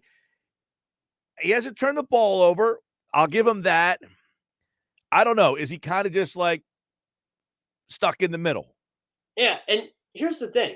I think it's okay to be stuck in the middle if you have a good team around you. Yes. He doesn't That's have a great point. So, in a way, this whole organization is in a conundrum right now. You see the potential in Jalen Hurts. What's his ceiling? Top 5? I don't think so. Top 10? Yeah, I think so. I mean, and the way the league is trending, you want a guy like Jalen Hurts as your quarterback. You want a Lamar Jackson. You want Patrick. You want Justin Herbert can run. Patrick Mahomes can run. They just don't do it. Is Hurts going to be like them? No. But there's no reason why he can't be a top 10 quarterback in this league. Oh, and by the way, this offense has players. They're putting up points. So he's getting the job done. If this defense would play half as well as the offense right now, maybe the Eagles are looking at 2-2, and all of a sudden the outlook isn't so bleak. There's so much going on right now, too, with this offensive line. Last year, they had the offensive line issues. I don't know that they really ever overcame it. Last week, I thought the offense with the offensive line played pretty well. This week, I know Nick Sirianni's not telling us, but Jeff Kerr, prediction on what the line will look like with Lane Johnson out, that we know, but Jordan Mailata is in. But what Nick Sirianni won't tell us is where Jordan Mailata will play on Sunday. So how do you think the configuration of the line will look? Yeah, competitive advantage, right? I didn't want to ask Hurts that because obviously I didn't want to give away. Come on. Jordan Mailata is going to be the right tackle of this football team on Sunday. You think so? Because Adam Caplan told me earlier he thinks they're going to go with Mailata at left, Dillard at right, and Herbig at guard. That's interesting because I didn't think Andre Dillard could do that. I mean, Kaplan knows no, not Dillard. Not Dillard. Driscoll. Sorry. Driscoll. Okay, yeah. Jack Driscoll at right guard. Absolutely. I think that's No. Oh, he right thinks tackle? they're going to play Mailata at left tackle, Driscoll at right tackle, and Herbig at right guard, and Dillard goes to the bench. His reasoning is Jordan Mailata is your left tackle. Why would you ask him to kind of, move? I mean, he has done it, though. Yes, that's the thing. But and I think we talked about this earlier in the week. Maybe it might have been with Jeff Mosher. But do they like what Dillard's doing enough to say, hey, we don't know what Lane Johnson's status is beyond this year. Maybe Dillard is our left tackle and Mailata is our right tackle moving forward. And here's the thing, too. Adam knows a lot more about this stuff than I do. But in my opinion, just don't sell yourself short, Jeff. Yeah, But based on what I watched, in my opinion, you play your 5 best offensive linemen. And I know Doug Pearson never liked to mix people around, but to me, it's Andre Dillard. Well, is that Doug Peterson or is that Stoutland? It might be Stoutland. That's very true. So, okay, I'll just get to my point. Dillard. I'm just adding some peels of the onion. I know. You're confusing me now. But Dillard at left tackle, Malata at right tackle, Driscoll at right guard, Dickerson at left guard, Kelsey at center. To me, they're the 5 best. Will that be like that on Sunday? I don't know. Like I said, if Adam Caplan's saying that, I probably would defer. He said he knows he's in the minority. He did say that. Okay. But those would be the 5. One, I think you pay tackles to be versatile now. I know Andre Dillard can't do that. And if I know that, then you keep him where he's comfortable and Malata can go. I don't think it's going to mess up Jordan Malata at all. Which is very interesting because Joe Valerio does Wednesdays with me. He's outstanding. He played offensive tackle in the league. Great storyteller, by the way. But he mentioned, and I said, look, they want guys to be versatile. And he's trying to explain how hard that is. Like, you don't just go from the right side to the left side. And, we talked about it's like a dance. If you just grab a dance partner and try to dance, you don't get it. And he said the offensive line's like a dance. If you're changing your partner next to you every single game, it's going to take you a while. So to move guys and ask them to be versatile is almost counterproductive. Fun story about the dance thing. So when I was in middle school and getting my groove on and stuff, my dad actually gave me some bad advice as a slow. He said, ask the girl if they're right or left-handed. And I'm like, why? And he goes, because if she has 2 left feet or 2 right feet, you're done. And I'm like, come on. Like, seriously? Like, you actually want me to ask someone after I asked him to dance? Well, long story short, that did not work. But, that must be a 70s thing. I don't know. But either way, you can kind of play it to tackles, though. Jeff Kerr, who has a big game? Who needs to have a big game Sunday for a win? This is tough. Because I do think they need to run the ball. I think they need to challenge this defense a little bit. I'll go with Miles Sanders, but I also think Devonta Smith and Quez Watkins will also need to have big games on the offensive side of the ball. On defense, the linebackers. Absolutely the linebacker. Because DJ Moore will eat this team up. I'm going to go with Fletcher Cox as the guy because his name has been drugged through the mud a little bit this week. Sirianni singled him out. Sal Powell brought up earlier today when they played at Carolina a couple of years ago that he had a big game down there on Thursday night. So I'll go Fletcher Cox has the big game, and that will be the guy on defense. On offense, I'm going to go Dallas Goedert. Your tweet today, he's been the big play tight end in the league, and I think he has a big game with no Shaq Thompson in the game. Yeah, that's going to be very interesting. By the way, Christian McCaffrey being doubtful changed my whole perception on this game. It really did. I was leaning toward Philly. I'm going with Philly now. No doubt about it. Cam Irving out too, by the way. No Cam Irving, no Shaq Thompson, no Christian McCaffrey. So Jeff Kerr, your pick is? Eagles 24, Panthers 20. My Panthers radio friends don't want to hear that because I was boasting them up and saying, hey, look, your next 4 games are against the NFC East. And what do? They lay an egg against Dallas. So I think they end up winning one of those 3 games against. All right, you've got 24-20 Eagles, Adam Caplan, 24-20 Panthers, Sal Paolantonio, 28-23 Eagles. Now, he originally went 27-24 Eagles, and then I told him the score in that game a couple of years ago was 28-23, so he went to that score. By the way, Jeff Kerr, Sal Powell, Adam Caplan, had a pretty good show today. A lot of NFL knowledge. Where do you rank on that list? Third. Those come on, Mike. Those 2 are legends now. Man. I'm just the innocent bystander who happens to go after them. All right, quickly here. Got about a minute. How's Dallas and Giants go? Oh, you know what? I saw that stuff about the Giants could upset the Cowboys, and no. You know what? I'll Blowout. say Dallas going to destroy them. All right, New Orleans at Washington football team. I think Washington beats them. I really do. I think Washington. That would get them to 3-2. Their schedule coming up is brutal. Yeah, it is, and they need this win. I think Washington can still compete in this division, but they need to win Sunday. All right, Jeff Kerr, CBS Sports. You talked to Jalen Hurts at Jeff Kerr, CBS. He'll have that story out at CBS Sports. Check out the NFL section. All right, Jeff, enjoy the football. Go Penn State, man. I need them to beat Iowa tomorrow. I do too. One, because I want to be excited when they come back home on the 23rd. So, yes, we go Penn State. We are, and hopefully your Mountaineers win one for you tomorrow too, Mike. Yeah, I've given up on them. All right, man. Have a good weekend. Jeff Kerr, CBS Sports, is here on the Sports Bash Live on 97.3 ESPN and the free mobile app. Thanks to Jeff, as always. He's back on Monday to recap the Eagles and the Panthers and the NFC East. And he is brought to you by the expert solar team of New Jersey, EMT Solar and Roofing and Solar Guardian. Start your solar journey today by learning more and visiting ESPNsolar.com. I'm Mike Gill. All right, I got the code word for you coming up. You can go to our website, 973ESPN.com, and enter to win Eagles Bucks tickets right now. Go to our website, 973ESPN.com.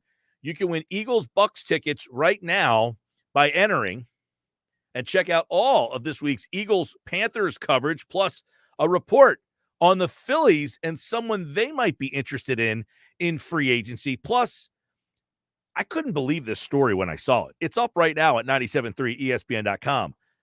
Which Flyers player is on the hot seat more than any player in the NHL? That story now at 973ESPN.com.